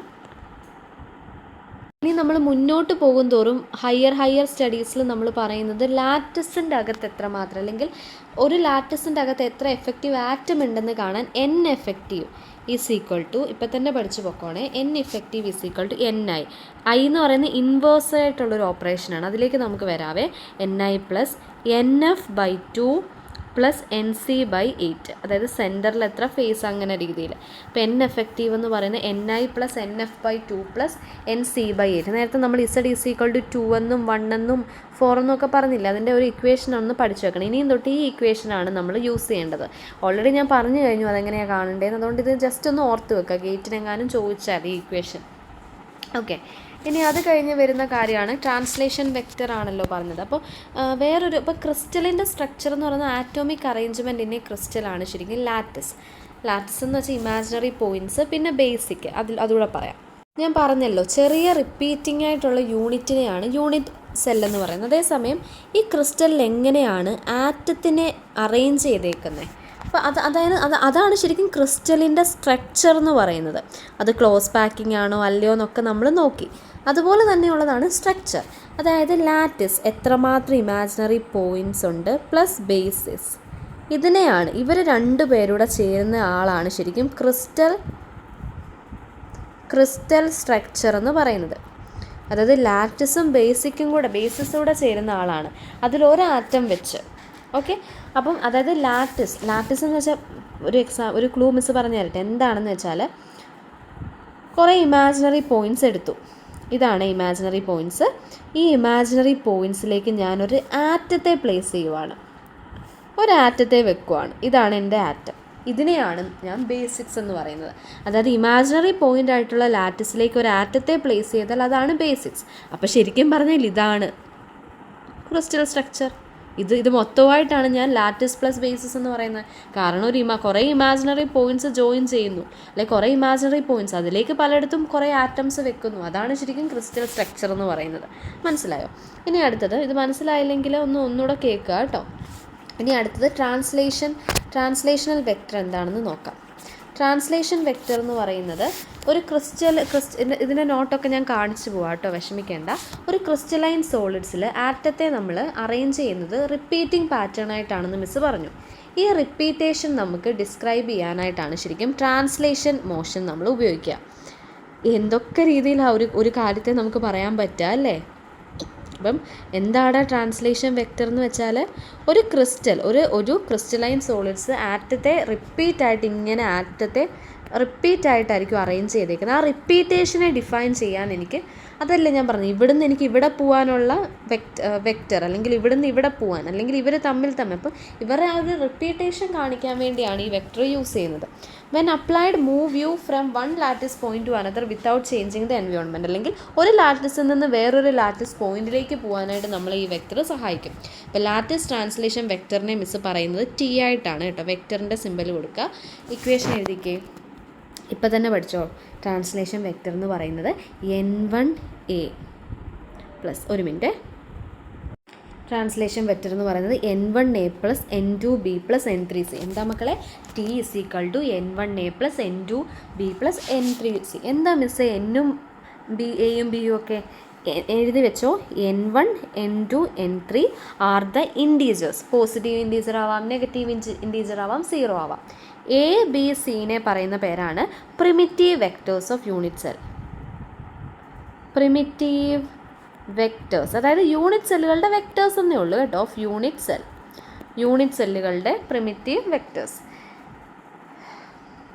അപ്പോൾ ഈ ഒരു ഇക്വേഷൻ, ട്രാൻസ്ലേഷൻ വെക്റ്ററിൻ്റെ ഈ ഒരു ഇക്വേഷൻ ഡിസ്ക്രൈബ് ചെയ്യുന്നത് അല്ലെങ്കിൽ ഡിഫൈൻ ചെയ്യുന്നത് എവറി ലാറ്റിസ് പോയിൻ്റ്, ഒരു ക്രിസ്റ്റലിലുള്ള എല്ലാ ലാറ്റിസ് പോയിൻറ്റിനെയും കുറിച്ചാണ് ഈ വെക്റ്റർ സംസാരിക്കുന്നത്. അല്ലെങ്കിൽ ഒരു ലാറ്റിസിൽ നിന്ന് വേറൊരു ലാറ്റിസിലേക്ക് പോകാനായിട്ട് നമ്മൾ എടുക്കുന്ന ആ ട്രാൻസിഷനെയാണ് ഈ ഒരു ഇക്വേഷൻ കാണിക്കുന്നത്.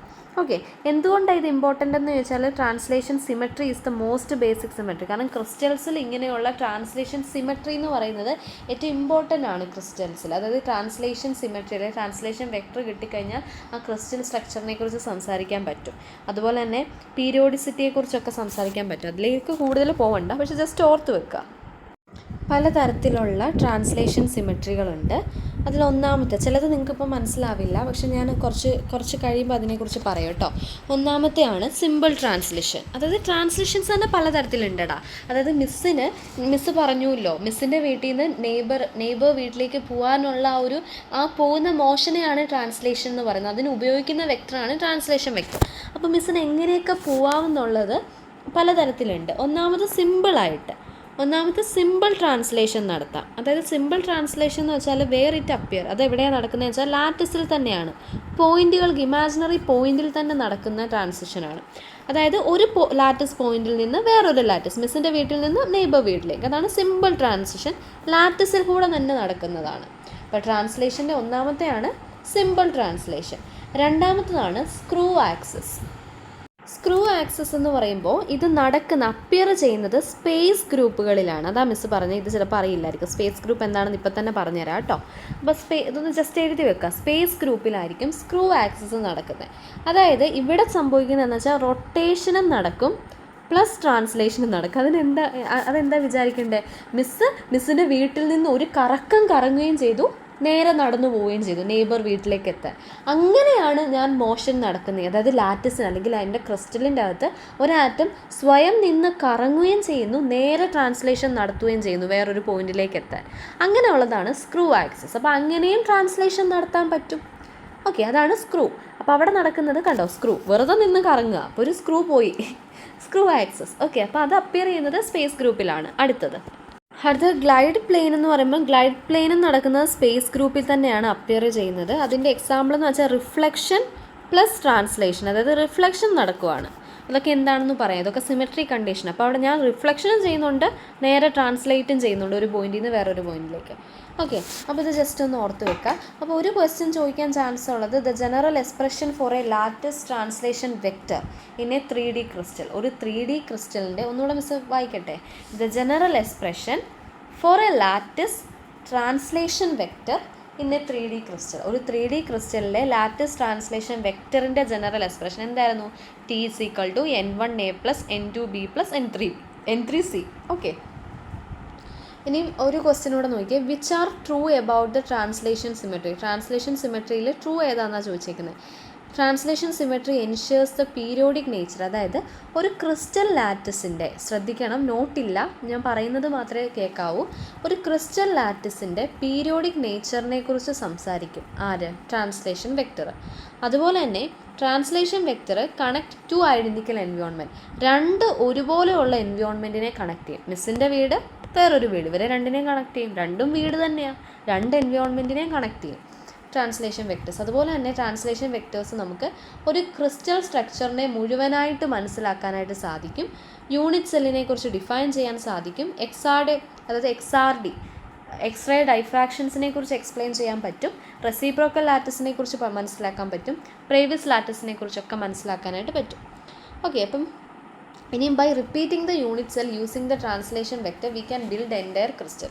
അതായത് ഈ ട്രാൻസ്ലേഷൻ വെക്റ്റർ ഉപയോഗിച്ച് നമ്മൾ ഈ യൂണിറ്റ് സെല്ലിനെ ഇങ്ങനെ റിപ്പീറ്റ് ചെയ്തുകൊണ്ടേ ഇരുന്നാൽ നമുക്ക് മുഴുവനായിട്ടുള്ളൊരു ക്രിസ്റ്റൽ തന്നെ ഉണ്ടാക്കാൻ പറ്റും. അത് ഓൾറെഡി ഞാൻ പറഞ്ഞല്ലോ. അത്രയും ഡീപ്പായിട്ട് മനസ്സിലായില്ലെങ്കിലും കുഴപ്പമില്ല, ജസ്റ്റ് ഒന്ന് ഓർത്ത് വെക്കാം. ഓക്കെ, ഇനി അടുത്തൊരു ഇമ്പോർട്ടൻ്റ് ആയിട്ടുള്ള കാര്യം നോക്കിയേ. ഇത് ഭയങ്കര ഇമ്പോർട്ടൻ്റ് ആണ് കേട്ടോ. ഇത് സിമെട്രിക് ഓപ്പറേഷൻസ് എന്നാണ് ഇവരുടെ പേര്. ഇതൊക്കെ ആ ടെക്സ്റ്റിലുണ്ട്, സിമെട്രിക് ഓപ്പറേഷൻസ്.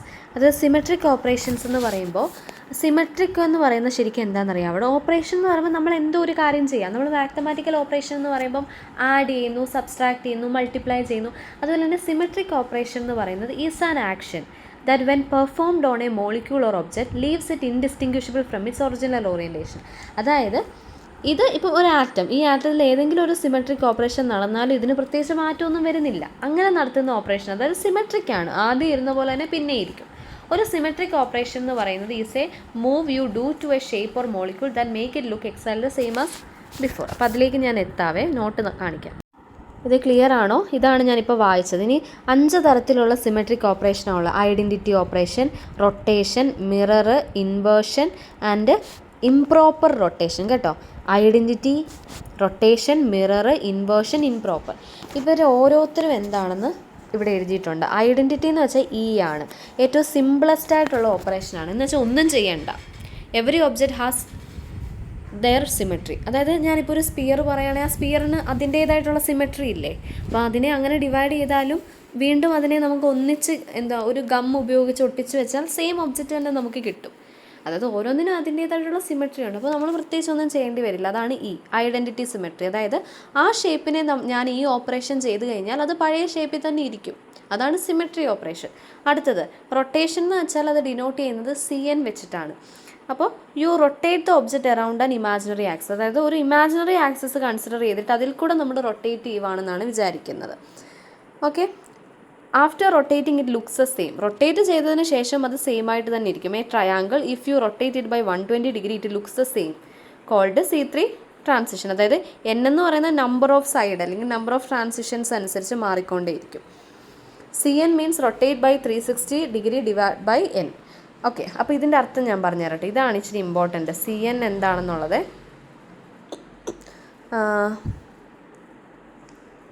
അതിലേക്ക് ഞാൻ വരാം കേട്ടോ. റൊട്ടേഷൻ മാത്രം ഞാൻ എടുത്തെന്ന് പറഞ്ഞുതരാവേ. ഇനി മിറർ എന്ന് പറയുന്നത്, മിറർ പ്ലെയിൻസ് എന്ന് പറയുമ്പോൾ അതിൻ്റെ ഒരു മിറർ ഇമേജ് എടുക്കുകയാണെന്ന് വിചാരിക്കാം. എന്നാലും അത് സെയിം തന്നെ നമുക്ക് തോന്നുള്ളൂ. അതായത് വെർട്ടിക്കലുണ്ട്, ഹൊറിസോണ്ടലുണ്ട്, ഡയഗണലുണ്ട്. ഇനി ഇൻവേർഷൻ എന്ന് പറയുമ്പോൾ നമ്മളൊരു പോയിന്റ് എടുക്കുകയാണ് 1 1 1. ഇപ്പോൾ HKL വാല്യൂ, മില്ലർ ഇൻഡിസസ് ഒക്കെ എന്താണെന്ന് പഠിക്കും. ഇപ്പോൾ HKL വാല്യൂസ് എടുത്തു കഴിഞ്ഞാൽ അതിൻ്റെ റെസിപ്രോക്കൽ അല്ലെങ്കിൽ അതിൻ്റെ നെഗറ്റിവിറ്റി എടുത്തു കഴിഞ്ഞാൽ -1 -1 -1. If all point do this and the object look the same.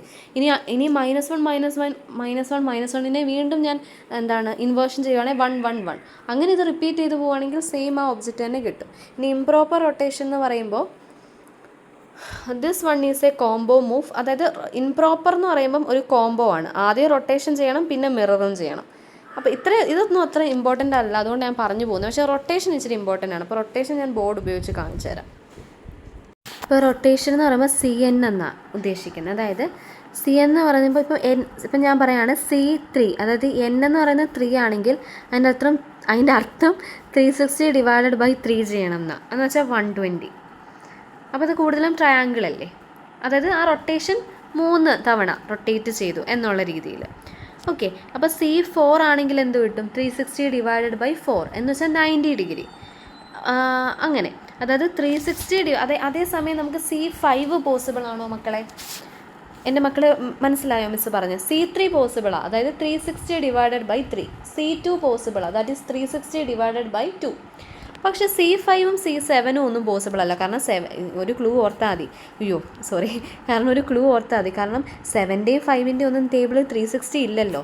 അപ്പം 5 തവണ നമുക്ക് റൊട്ടേഷൻ ചെയ്യാൻ പറ്റില്ല. അങ്ങനെ റൊട്ടേറ്റ് ചെയ്ത് കഴിഞ്ഞാൽ സെയിം ആ ഒബ്ജക്റ്റിനെ അതേപടി നമുക്ക് കിട്ടില്ല. 7 തവണ റൊട്ടേറ്റ് ചെയ്താലും കിട്ടില്ല. 9 തവണ റൊട്ടേറ്റ് ചെയ്താൽ കിട്ടും. കാരണം 360 ഡിവൈഡഡ് ബൈ 9 എന്ന് പറയുന്നത് 40ആണ്. 36 4 അല്ലേ, അപ്പോൾ 40 കിട്ടും.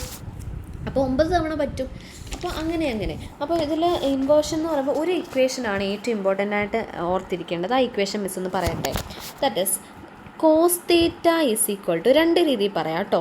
m-1/2 ഇങ്ങനെയാണെന്ന് തോന്നുന്നു പ്യൂരിയുടെ ടെസ്റ്റിൽ. അതൊന്ന് നോക്കണം. ഞാനിപ്പോൾ ഏതായാലും പഠിപ്പിക്കുന്നത് cos θ ഈസ് ഈക്വൽ ടു ഇങ്ങനെയാണ് കേട്ടോ. ഇത് സൈ എന്ന് പറയണ്ട, എക്സ് എന്നാണെങ്കിലും പറഞ്ഞാൽ മതി. ഓക്കെ, ഇങ്ങനെ ഒന്ന് ഓർത്ത് വെക്കണേ. cos θ is equal to x-1/2. X എന്ന് പറയുന്നത് ക്യാരക്ടർ, സിമെട്രിയുടെ ക്യാരക്ടറാണ്. ഇപ്പം നമ്മളോട് പറയുകയാണ് ഇവിടെ ഞാൻ ചെയ്ത സിമെട്രിയുടെ ക്യാരക്ടർ 0 ആണ്, അല്ലെങ്കിൽ 2 ആണ്, അല്ലെങ്കിൽ 3 ആണ്. അതനുസരിച്ച് നമ്മൾ തീറ്റയുടെ വാല്യൂസ് കണ്ടുപിടിക്കേണ്ടതായിട്ട് വരും.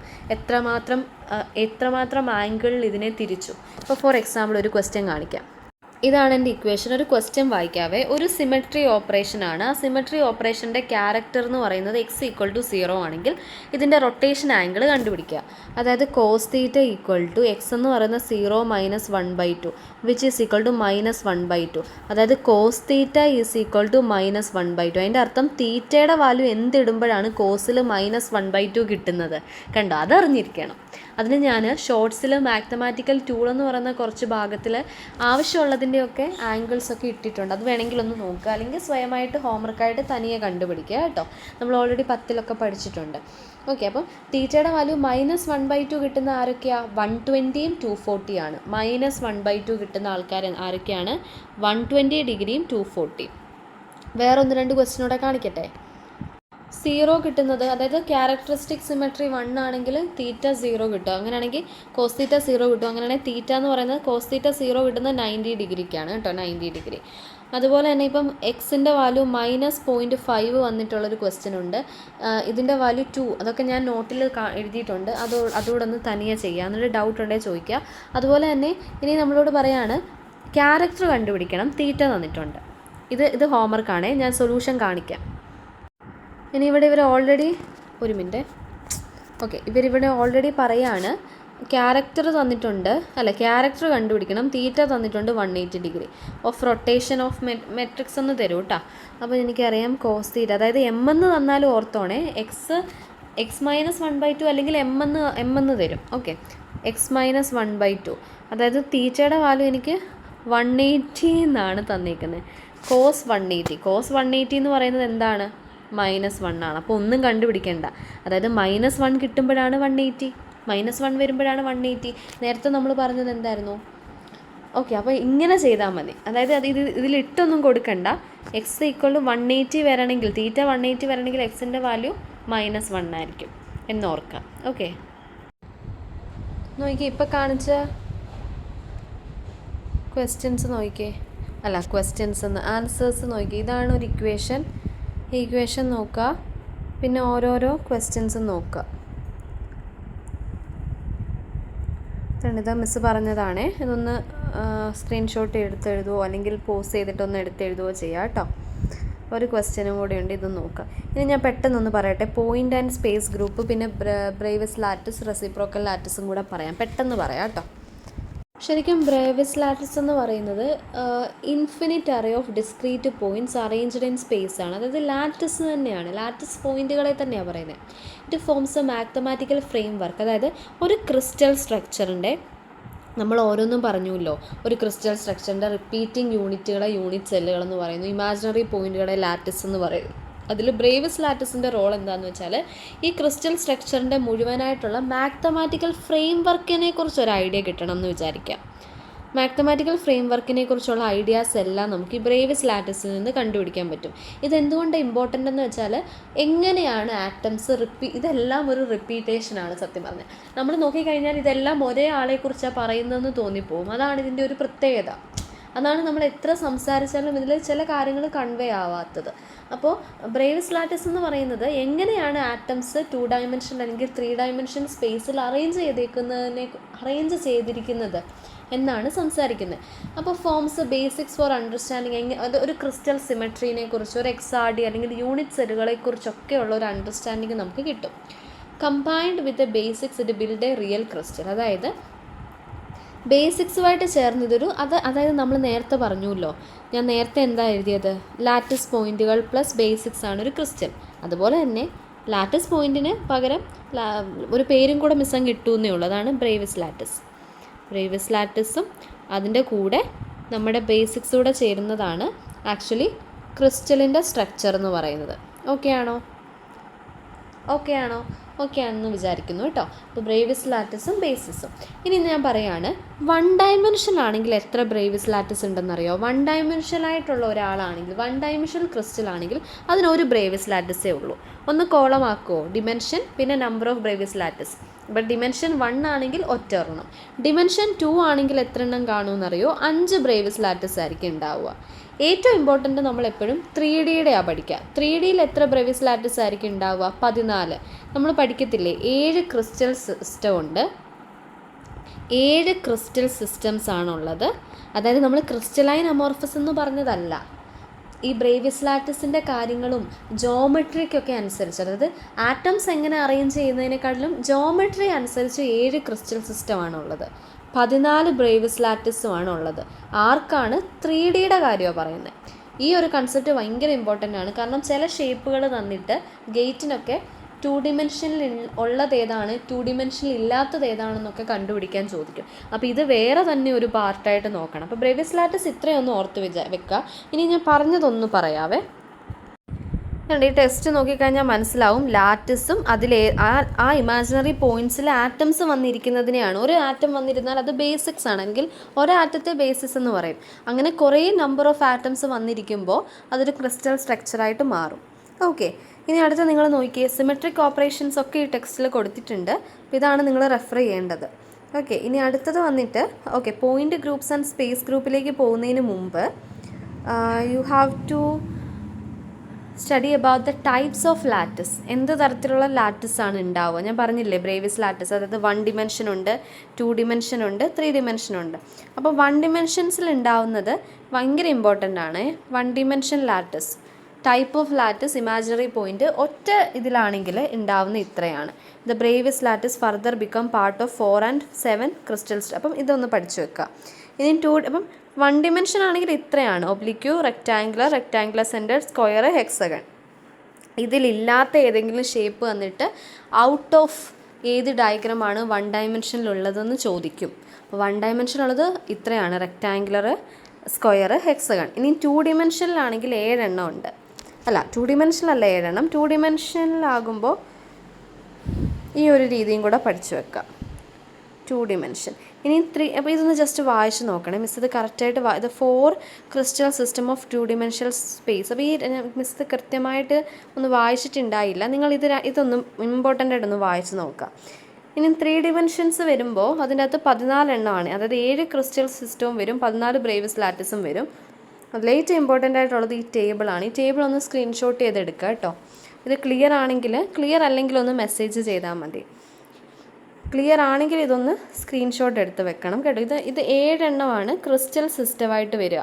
ക്യൂബിക്, ടെട്രാഹെഡ്രൽ, ഓർത്തോറോംബിക്, റോംബോഹെഡ്രൽ അല്ലെങ്കിൽ ട്രൈഗണൽ. റോംബോഹെഡ്രലിൻ്റെ വേറൊരു പേരാണ് ട്രൈഗണൽ, ഹെക്സഗണൽ, മോണോക്ലിനിക്, ട്രൈക്ലിനിക്. ചിലപ്പോൾ എന്ത് ചെയ്യുമെന്ന് വെച്ചാൽ ഈ ലാറ്റിസ് പാരാമീറ്റേഴ്സ് തന്നിട്ട് ഏത് ക്രിസ്റ്റൽ സ്ട്രക്ചർ ആണെന്ന് ഐഡൻറ്റിഫൈ ചെയ്യാമെന്ന് ചോദിക്കും. അപ്പോൾ ഇത് നമ്മൾ നോർമലി പഠിക്കുന്നത് എങ്ങനെയാണെന്ന് വെച്ചാൽ സി ടോം HRT ഇങ്ങനെ ഒന്ന് ഓർത്ത് വെച്ചാൽ മതി. ഈ 7 എണ്ണത്തിനെ ഓർക്കാനായിട്ട് സി ടോം HRT എന്ന് ഓർക്കുക. പക്ഷേ ഈ ഒരു സി ടോം HRTയുടെ ആ ഒരു സിമ്പലിലല്ല ഇത് പോകുന്നത്. സി എന്ന് പറയുന്നത് ക്യൂബിക്കാണ്, ടി എന്ന് പറയുന്നത് tetrahedral, O orthorhombic, monoclinic, hexagonal, R rhombohedral, T എന്ന് പറയുന്നത് ട്രൈക്ലിനിക്. അപ്പം ആ ഒരു ഇതിൽ നിങ്ങൾ ഇതിൻ്റെ എല്ലാ എക്സാമ്പിളും കാര്യങ്ങളും ഒന്ന് ഓർത്ത് വെച്ച് പഠിക്കുക, ബുക്കിലേക്ക് എഴുതുക കേട്ടോ. ഓക്കെ, ഇനിയും എന്താണെടോ, ഇതൊക്കെ ഒന്ന് ജസ്റ്റ് വായിച്ച് നോക്കുക. ഇതൊക്കെ മില്ലർ ഇൻഡിസസിൻ്റെ ഭാഗമാണെന്ന് തോന്നുന്നു. ഓക്കെ, എനിവേ ഇനി അടുത്താണ്. ഇതിനകത്ത് ക്ലോസ് പാക്കിംഗ് ഒക്കെ ഓൾറെഡി നമ്മൾ എടുത്തു കഴിഞ്ഞു, വേണ്ടതത്രയൊക്കെ പറഞ്ഞിട്ടുണ്ട്. ഇനി വരുന്നത് പോയിൻ്റ് ഗ്രൂപ്പും സ്പേസ് ഗ്രൂപ്പും തമ്മിലുള്ള കാര്യമാണ്. പോയിൻ്റ് ഗ്രൂപ്പ് വായിച്ച് നോക്കണേ. പോയിൻ്റ് ഗ്രൂപ്പ് ഒറ്റ വാക്കി പറഞ്ഞാൽ, പോയിൻ്റ് ഗ്രൂപ്പ് ഉപയോഗിക്കുന്നത് എന്തിനാണെന്ന് വെച്ചാൽ ഒരു മോളിക്യൂളിൻ്റെ യൂണിറ്റ് സെല്ലുകളെക്കുറിച്ച് അല്ലെങ്കിൽ ആ യൂണിറ്റ് സെല്ലിൻ്റെ സിമെട്രിയെക്കുറിച്ച് മനസ്സിലാക്കാൻ വേണ്ടിയാണ് പോയിൻ്റ് ഗ്രൂപ്പുകളെന്ന് പറയുന്നത്. അതായത് symmetry around A point. A point group describe the symmetry of an object or molecule around. അതൊരു ഫിക്സ്ഡ് പോയിന്റിന് ചുറ്റുമുള്ള സിമെട്രിയെക്കുറിച്ചാണ് സംസാരിക്കുന്നത്. അതേസമയം സ്പേസ് ഗ്രൂപ്പ് എന്താണെന്ന് വെച്ചാൽ സിമെട്രി ഒരു 3D ക്രിസ്റ്റലിൻ്റെ സിമെട്രീനെ സംസാരിക്കുക. അതായത് ഒരു 3D ക്രിസ്റ്റലാണ് എൻ്റെ കയ്യിലുള്ളതെങ്കിൽ ഒരു ക്യൂബ് അങ്ങനെയുള്ള, അല്ലെങ്കിൽ ടെട്രാഹെഡ്രൽ അങ്ങനെ, അല്ലെങ്കിൽ റോംബോഹെഡ്രൽ പോലെയുള്ളൊരു ക്രിസ്റ്റൽ സിസ്റ്റമാണ് എൻ്റെ കയ്യിലുണ്ടെങ്കിൽ അതിൻ്റെ സിമെട്രിയെക്കുറിച്ച് സംസാരിക്കാനാണ് സ്പേസ് ഗ്രൂപ്പ്. ഇതൊന്ന് വായിക്കാൻ പറ്റുമെങ്കിൽ ഒന്ന് വായിക്കുന്നത് നല്ലതായിരിക്കും കേട്ടോ. ഇവിടെ ഞാൻ കുറേ കാര്യങ്ങൾ ഇതിനെക്കുറിച്ച് പറയുന്നുണ്ട്. പിന്നെ ഒരു കാര്യം, ഇതൊന്ന് സ്ക്രീൻഷോട്ട് എടുത്ത് വെക്കുക. ഇതൊക്കെ നിങ്ങൾക്ക് മനസ്സിലാവാൻ വേണ്ടി ഞാൻ എക്സ്ട്രാ എടുത്ത കാര്യങ്ങളാണ്. പിന്നെ ഏതാണ്ടേ ഇത് എത്ര പോയിൻ്റ് ഗ്രൂപ്പാണുള്ളത്? 32 പോയിൻ്റ് ഗ്രൂപ്പുകളുണ്ട്, 230 സ്പേസ് ഗ്രൂപ്പുകളുണ്ട്, 7 ക്രിസ്റ്റൽ സിസ്റ്റം ഉണ്ട്, 14 ബ്രേവിസ് ലാറ്റിസ് ഉണ്ട്. ഹയസ്റ്റ് സിമെട്രി എപ്പോഴും ക്യൂബിനാണ്. പ്യുവർ ട്രാൻസ്ലേഷൻ പോയിൻ്റ് ഗ്രൂപ്പിൽ പ്യുവർ ട്രാൻസ്ലേഷൻ ഒരിക്കലും സംഭവിക്കില്ല.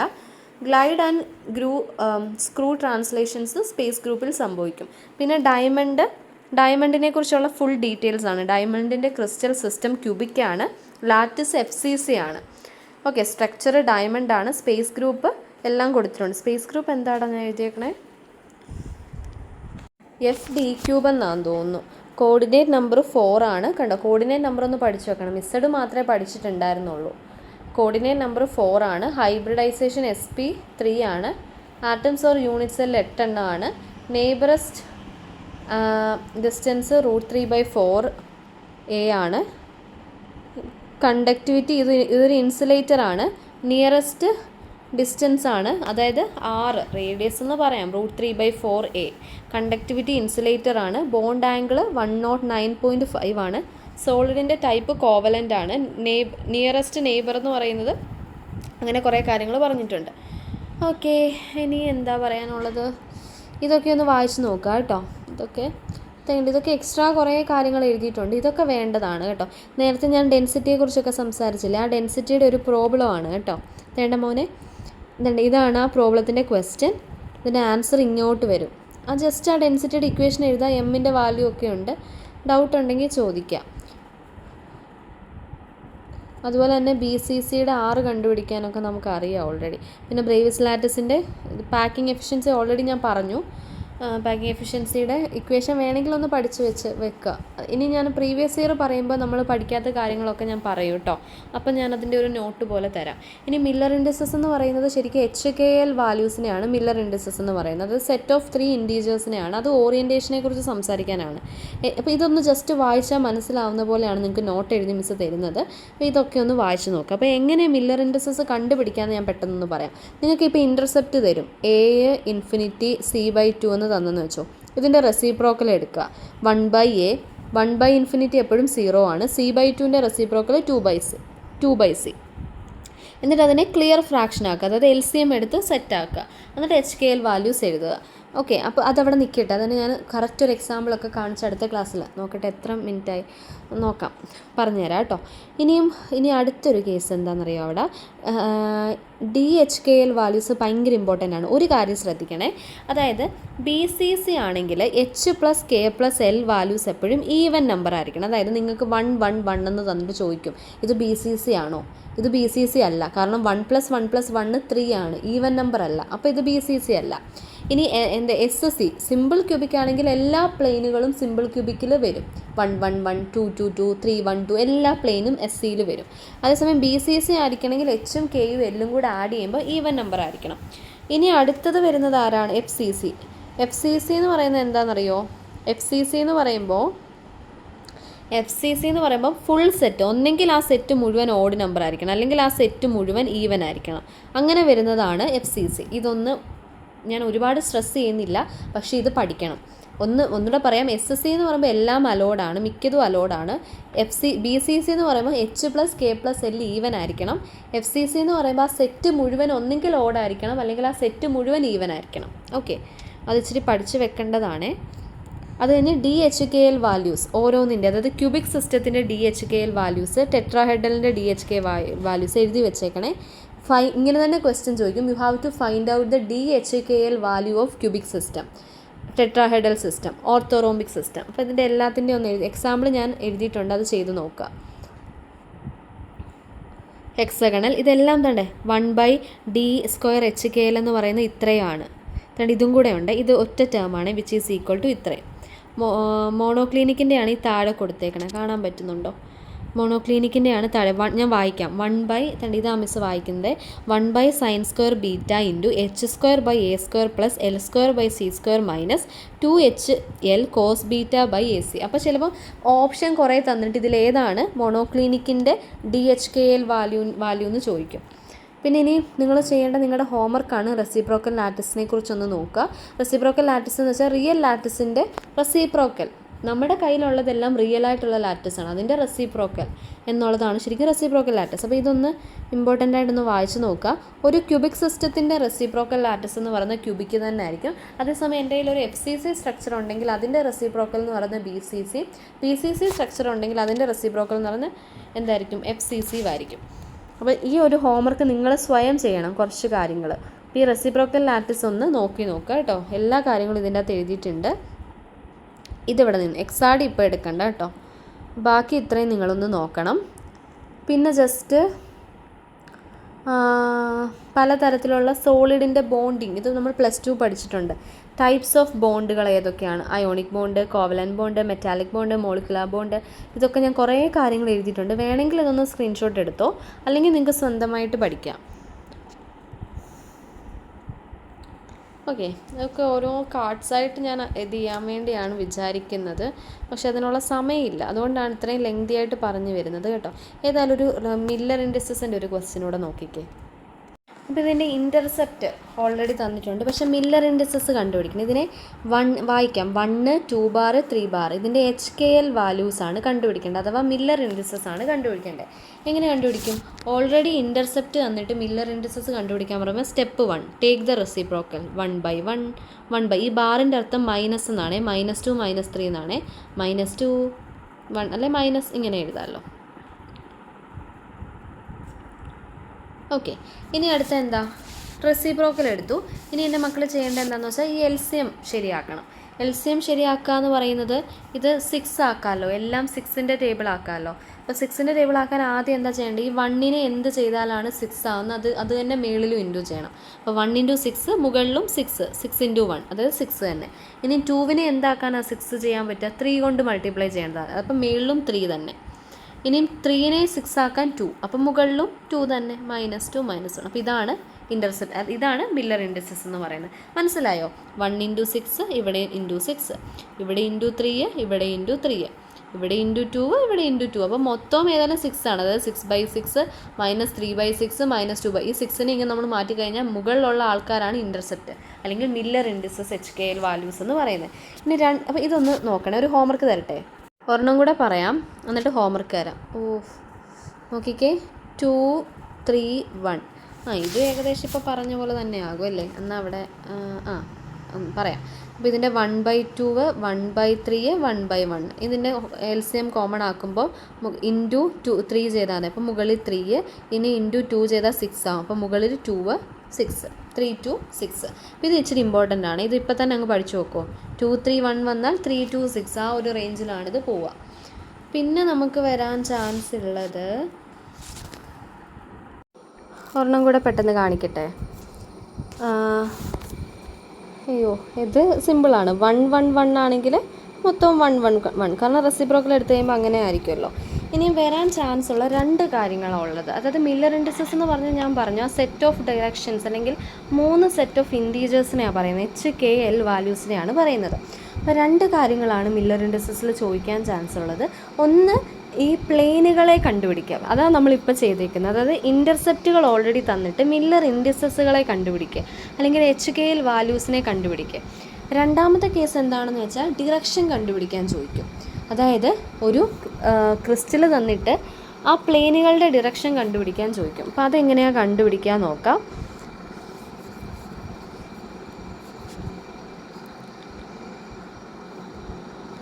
അതായത് ഞാൻ പറഞ്ഞില്ലേ, എനിക്ക് നന്നായിട്ട് വരയ്ക്കാൻ അറിയാവുന്നതിൻ്റെ ഒരു പ്രശ്നമുണ്ട് ഇതിൻ്റെ അകത്ത്. എന്നാലും ഞാൻ മാക്സിമം പറഞ്ഞു തരാൻ നോക്കാം കേട്ടോ. ഈ മുകളിലുള്ളത് Z ആക്സസ് ആണ്, ഈ ഒരു ഭാഗം Y ആക്സസും, ഇങ്ങോട്ട് ഇച്ചിരി ഒന്ന് എക്സ്റ്റെൻഡ് ചെയ്ത് വരുന്നത് X ആക്സസുമാണ്. അപ്പോൾ ഇവിടെ ഓൾറെഡി പറഞ്ഞേക്കാണ് ഇതാണ് നമ്മുടെ ഒറിജിനിലെ പ്ലെയിൻ തന്നിട്ടുണ്ട്. ഒറിജിനിലെ പ്ലെയിന് 0 0 0 ആണ്. അതായത് ഒറിജിൻ എന്ന് പറയുമ്പോൾ ഒറിജിനിൽ X ആക്സസും ഇല്ല, Y ആക്സസും ഇല്ല, Z ആക്സസും ഇല്ല എന്നുള്ള കേസ്. അങ്ങനെയാണെങ്കിൽ നമുക്ക് കണ്ടുപിടിക്കേണ്ടത് ഡിറക്ഷനാണ്. അതായത് ഈ ഒരു A എന്ന് പറയുന്ന പോയിന്റിലോട്ടുള്ള ഡിറക്ഷൻ. അതെങ്ങനെ കാണാൻ പറ്റും? ഇതാണ് A എന്ന് പറയുന്നത് ശരിക്കും Y ആക്സസിലേക്കാണ് പോകുന്നത്. അപ്പം 0, അതായത് X ആക്സ്, അതായത് X Y Z എന്നല്ലേ, Xലൊന്നും ഇല്ല, Yയിലേക്ക് പോകുന്നുണ്ട് അതുകൊണ്ട് 1, Zയിലേക്ക് പോകുന്നുണ്ടോ ഇല്ല അതുകൊണ്ട് 0. അപ്പോൾ ഈ 2 പ്ലെയിനുകളുടെ ഡിറക്ഷൻ കണ്ടുപിടിക്കാൻ ചോദിക്കും. അപ്പോൾ ഡിറക്ഷൻ കാണാൻ പറഞ്ഞാൽ, അപ്പോൾ അതായത് 0 തൊട്ട് A വരെയുള്ള പ്ലെയിനിൻ്റെ ഡിറക്ഷൻ കണ്ടുപിടിക്കാൻ പറഞ്ഞാൽ അതിൻ്റെ ഡിറക്ഷൻ കാണാൻ എപ്പോഴും നമ്മൾ ടെയിലിൽ നിന്ന് ഹെഡിലേക്കാണ് പോകുന്നത്. അതായത് ഇത് ശരിക്കും പറഞ്ഞാൽ ഒറിജിൻ ഹെഡ് ടു ടെയിൽ, ഇങ്ങനെ ശരിക്കും പറഞ്ഞാൽ ടെയിലിൽ നിന്ന് ഹെഡിലേക്ക് പോകണം. അപ്പോൾ ടെയിലിൽ നിന്ന് ഹെഡിലേക്ക് പോകുമ്പോൾ എങ്ങനെ വരും? ഒന്ന് എടുക്കുമോ, സ്ക്രീൻഷോട്ട് ചെയ്ത് എടുക്കുമോ? ഞാൻ മാറ്റുവാണേ. അപ്പോൾ ഇങ്ങനെ ഞാൻ പറയാണ്, ഹെഡ് ടെയിൽ. അങ്ങനെയാണെങ്കിൽ ഇതിൻ്റെ ഡിറക്ഷൻ കണ്ടുപിടിക്കണമെങ്കിൽ നമ്മൾ പോകുന്നത് എപ്പോഴും ഡിറക്ഷൻ കണ്ടുപിടിക്കാനായിട്ട് നമ്മൾ A to O ആണ് പോകുന്നത്. A to O എന്ന് വെച്ചാൽ നമ്മൾ മൈനസ് ചെയ്യേണ്ടത് ടെയിലിൽ നിന്ന് ഹെഡിലേക്കാണ്. ഇതാണ് എൻ്റെ ടെയിൽ. അതായത് 0 1 0 0 0 0 മൈനസ് ചെയ്തേ. അയ്യോ, ഇങ്ങനെ എഴുതിയാൽ മക്കൾക്ക് കൺഫ്യൂഷൻ ഉണ്ടോ? ഓക്കെ, ഇത് 0 0 0 1 0. അപ്പോൾ ഡിറക്ഷൻ 0 1 0 എന്ന് കിട്ടി. അപ്പോൾ ഡിറക്ഷൻ 0 1 0 എന്ന് കിട്ടിക്കഴിഞ്ഞാൽ Y ആക്സസിൽ കൂടെയാണ് പോകുന്നത് എന്നുള്ള രീതിയിലാണ് നമുക്ക് പറയാൻ പറ്റുക. ഇനി വേറൊരെണ്ണം നോക്കിക്കേ. ഓക്കെ, അപ്പം ഈ ഒരു ഒറിജിൻ പോയിൻ്റ് എന്ന് പറയുന്നത് 0 0 0 എന്ന് തന്നിട്ടുണ്ട്. ഇത് A എന്ന് പറയുന്നത് നമ്മളിപ്പോൾ കണ്ടുപിടിച്ചു, ഇങ്ങനെയാണ് വരിക. അതായത് Y ആക്സിസിൽ കൂടെ മാത്രമാണ് പോകുന്നത്. ഇനി അടുത്തതെന്ന് പറയുന്നത് C എന്ന് പറയുന്നൊരു പോയിൻ്റ് കൊടുത്തു വിചാരിക്കുക. C ഞാൻ തേണ്ടി ഇവിടെ ഈ ഒരു ഭാഗം കണ്ടു, ഇവിടെയാണ് C എന്ന് പറയുന്നത് ആക്ച്വലി 1 1 0 ആണ്. 1 1 0. അങ്ങനെയാണെങ്കിൽ Cയും Aയും തമ്മിലുള്ള ഡിസ്റ്റൻസ് അല്ലല്ലോ, ഡിറക്ഷൻ കണ്ടുപിടിക്കണം. അത് CA ഡിറക്ഷൻ കണ്ടുപിടിക്കണം. അപ്പോൾ CA ആകുമ്പോൾ CAയുടെ പ്രത്യേകത A എന്ന് പറയുന്നത് Y ആക്സിസിൽ കിടക്കുന്ന ഒരു പോയിൻറ്റും C എന്ന് പറയുന്നത് Xന് പാരലലായിട്ട് അല്ലെങ്കിൽ X ആക്സിസിൽ കിടക്കുന്ന ഒരു പോയിൻറ്റുമാണ് അല്ലേ. നോക്കിക്കേ, C എന്ന് പറയുന്നത് ഇവിടെ ഉള്ളതാണ്, അതായത് Xൽ കിടക്കുന്നതും A എന്ന് പറയുന്നത് Yയിൽ കിടക്കുന്ന പോയിൻറ്റുമാണ്. അപ്പം CA കണ്ടുപിടിക്കാനായിട്ട് നമ്മൾ എന്ത് ചെയ്യേണ്ടി വരും? ആദ്യം നമ്മൾ 0 1 0, അതായത് Aയിൽ നിന്ന് Cനെ മൈനസ് ചെയ്യുക. 0 1 0, C എന്ന് പറയുന്നത് 1 1 0. അപ്പോൾ 0 1 0 1 1 0 എന്ന് വെച്ചാൽ 0 0 -1 അല്ലെ, -1 0 0 എന്ന് കിട്ടും. അങ്ങനെ മനസ്സിലായോ? അതായത് ഇത് അതായത് A എന്ന് പറയുന്നത് 0 1 0, ഇതെന്ന് പറയുന്നത് 1 1 0. അങ്ങനെയാണെങ്കിൽ ഇത് മൈനസ് ചെയ്താൽ 0 0, ഇതിന് മൈനസ് ചെയ്താൽ -1. അപ്പോൾ -1 0 0 ആണ് ഡിറക്ഷൻ. അപ്പം -X, അപ്പോൾ -Xലേക്കാണ് ഇതിൻ്റെ ഡിറക്ഷൻ പോകുന്നത്. ഓക്കെ, അപ്പോൾ ഇങ്ങനെ 2 രീതിയിലായിരിക്കും ഇത് ചോദിക്കാൻ ചാൻസ് ഉള്ളത് കേട്ടോ. അപ്പോൾ നിങ്ങൾ എന്താ ചെയ്യേണ്ടതെന്ന് വെച്ചാൽ 1 2 കാര്യങ്ങൾ ഇന്ന് ചെയ്യണം. ഇന്നല്ലെങ്കിൽ ഇത് പഠിക്കുന്ന സമയത്ത് ചെയ്യണം. ഒന്ന് റെസിപ്രോക്കൽ ലാറ്റിസിനെ കുറിച്ചൊന്ന് മനസ്സിലാക്കാൻ ശ്രമിക്കണം. റിയൽ ലാറ്റിസിൻ്റെ റെസിപ്രോക്കലാണ് actually reciprocal lattice. F C സിനെ റെസിപ്രോക്കൽ ലാറ്റിസ് എടുത്തു കഴിഞ്ഞാൽ ബി സി സിയും, ബി സി സിനെ എടുത്തു കഴിഞ്ഞാൽ എഫ് സി സിയും കിട്ടും. അത് ഓർക്കുക. പിന്നെ മില്ലർ ഇൻഡിസസിൻ്റെ ഏതെങ്കിലും പ്രോബ്ലംസ് വേണമെങ്കിൽ ചെയ്യാം കേട്ടോ. അതുപോലെ തന്നെ ഒരു കാര്യം കൂടെ ഞാൻ പറഞ്ഞോട്ടെ. എന്താ നേരത്തെ പറഞ്ഞത്, ഈ കാര്യം മറന്നു പോകരുത്. എസ് സി ആകുമ്പം ഓൾമോസ്റ്റ് എല്ലാ പ്ലെയിനും പോസിബിൾ ആയിരിക്കും. പക്ഷേ ബി സി സി എന്ന് പറയുമ്പോൾ H plus K plus L, ഇപ്പം മനസ്സിലായല്ലോ H plus K plus L value എന്ന് പറയുന്നത് എന്താണെന്ന്. ആ മില്ലർ ഇൻഡിസസ് എപ്പോഴും കൂട്ടിക്കഴിഞ്ഞുമ്പോൾ ഒരു ഈവൻ നമ്പർ മാത്രമേ കിട്ടാൻ പാടുള്ളൂ. ഇപ്പോൾ 1 അല്ലെങ്കിൽ 2 2 2 എന്ന് പറയുന്നത് ബി സി സി പ്ലെയിൻ ആണെന്ന് പറയാം, അല്ലെങ്കിൽ ഈ പ്ലെയിൻ ബി സി സിയിലുള്ള ആളാണെന്ന് പറയാൻ പറ്റും. കാരണം 2 + 2 + 2 എന്ന് പറയുമ്പോൾ 4 + 5 എന്ന് പറയുമ്പോൾ 6 ആണ്. ഇപ്പോൾ 6 ഈവൻ ആണ്, അതുകൊണ്ട് അത് ബി സി സി ആണ്. അതേസമയം ഇപ്പം എഫ് സി സി എന്ന് പറയുമ്പോൾ നമുക്ക് എച്ച് കെ എൽ വാല്യൂസ് മുഴുവനായിട്ട് ഒന്നെങ്കിൽ ഓഡ് ആയിരിക്കണം, അഡീഷൻ അല്ല. Normally H K L values ഒന്നെങ്കിൽ എച്ച് കെ എല്ല് മുഴുവനും ഫുൾ ഈവൻ ആയിരിക്കണം, അല്ലെങ്കിൽ എച്ച് കെ എൽ വാല്യൂ മുഴുവനും ഓഡ് ആയിരിക്കണം. ഇപ്പോൾ ഇവിടെ പറയുകയാണെങ്കിൽ ഈവൻ എന്ന് പറയുമ്പോൾ 2 4 6 അല്ലെങ്കിൽ 2 4 8 അങ്ങനെ. ഇനിയും അല്ലെങ്കിൽ 2 2 2 4 4 4 6 6 6. ഇനി ഈവൻ എന്ന് പറയുമ്പോൾ 1 3 4 1 3 5 അല്ലെങ്കിൽ 3 3 3 1 1 1 അങ്ങനെ. അപ്പോൾ അത്രയാണ് ഇതിലുള്ളത്. അതുപോലെ തന്നെ D H K L values കണ്ടുപിടിക്കാനായിട്ട് നോക്കണം. ഇത്രയാണ് എനിക്കിവിടെ പറയാനുള്ളത്. ഡി എച്ച് കെ എൽ വാല്യൂസിൻ്റെ ഇക്വേഷൻ ഒന്ന് എഴുതിയെടുത്തിട്ട് 1-2 ക്വസ്റ്റ്യൻ ഒന്ന് സോൾവ് ചെയ്യാൻ ചാറ്റ് ജി പി ടിന്നോ അല്ലെങ്കിൽ വേറെ ഏതെങ്കിലും റിസോഴ്സ് ഉപയോഗിച്ചിട്ടൊന്ന് സോൾവ് ചെയ്യാനായിട്ട് ശ്രമിക്കുക. ഓക്കെ, അപ്പോൾ ഇത്രയാണുള്ളത്. ഹോംവർക്ക് ഒന്ന് ജസ്റ്റ് ചെയ്ത് നോക്കുക. റെസിപ്രോക്കൽ ലാറ്റിസ് ഒന്ന് പഠിക്കുക. മില്ലർ ഇൻഡിസസ് ചെയ്ത് നോക്കുക. അതുപോലെ തന്നെ എച്ച് സി പി വാല്യൂസിൻ്റെ ഒരു കാര്യം കൂടെ പറയട്ടെ. എച്ച് സി പി വാല്യൂസിൻ്റെ C/A റേഷ്യോ ഇമ്പോർട്ടൻ്റ് ആണ്. C/A റേഷ്യോയുടെ വാല്യൂ ഒന്ന് ജസ്റ്റ് നോക്കി വെക്കുക ഗേറ്റിന്. C/A റേഷ്യോ ഞാൻ ഇപ്പോഴാണ് ഓർത്തത്. എനിക്ക് തോന്നുന്നു C/A എന്ന് പറയുമ്പോൾ 8/√3 × 1/3 അപ്രോക്സിമേറ്റ്ലി 1.633 ആണോ എന്നൊരു ഡൗട്ട്. അപ്രോക്സിമേറ്റ്ലി ഇതൊന്ന് ഹോംവർക്കായിട്ട് ഇതും കൂടെ ഒന്ന് നോക്കണേ. അതായത് H/A ratio of hexagonal close പാക്കിങ്ങിൻ്റെ ഐഡിയൽ വാല്യൂ ഒന്ന് പഠിച്ചു വെക്കുക. 1.633 ആണെന്നാണ് എൻ്റെ ഓർമ്മ. അപ്പോൾ അത് ജസ്റ്റ് ഒന്ന് ഓർത്ത് വെക്കുക കേട്ടോ. അപ്പോൾ ഇത്രയേ ഉള്ളൂ. ബാക്കി ഇതിൻ്റെ ക്രിസ്റ്റൽ സ്ട്രക്ചറിൻ്റെ പ്രീവിയസ് ഇയർ ചെയ്യുമ്പോൾ ഇതിലില്ലാത്ത എന്താ പറയുക ജനറലായിട്ടുള്ള കാര്യങ്ങൾ ഒന്ന് പറഞ്ഞു പോവാം. Okay, thank you.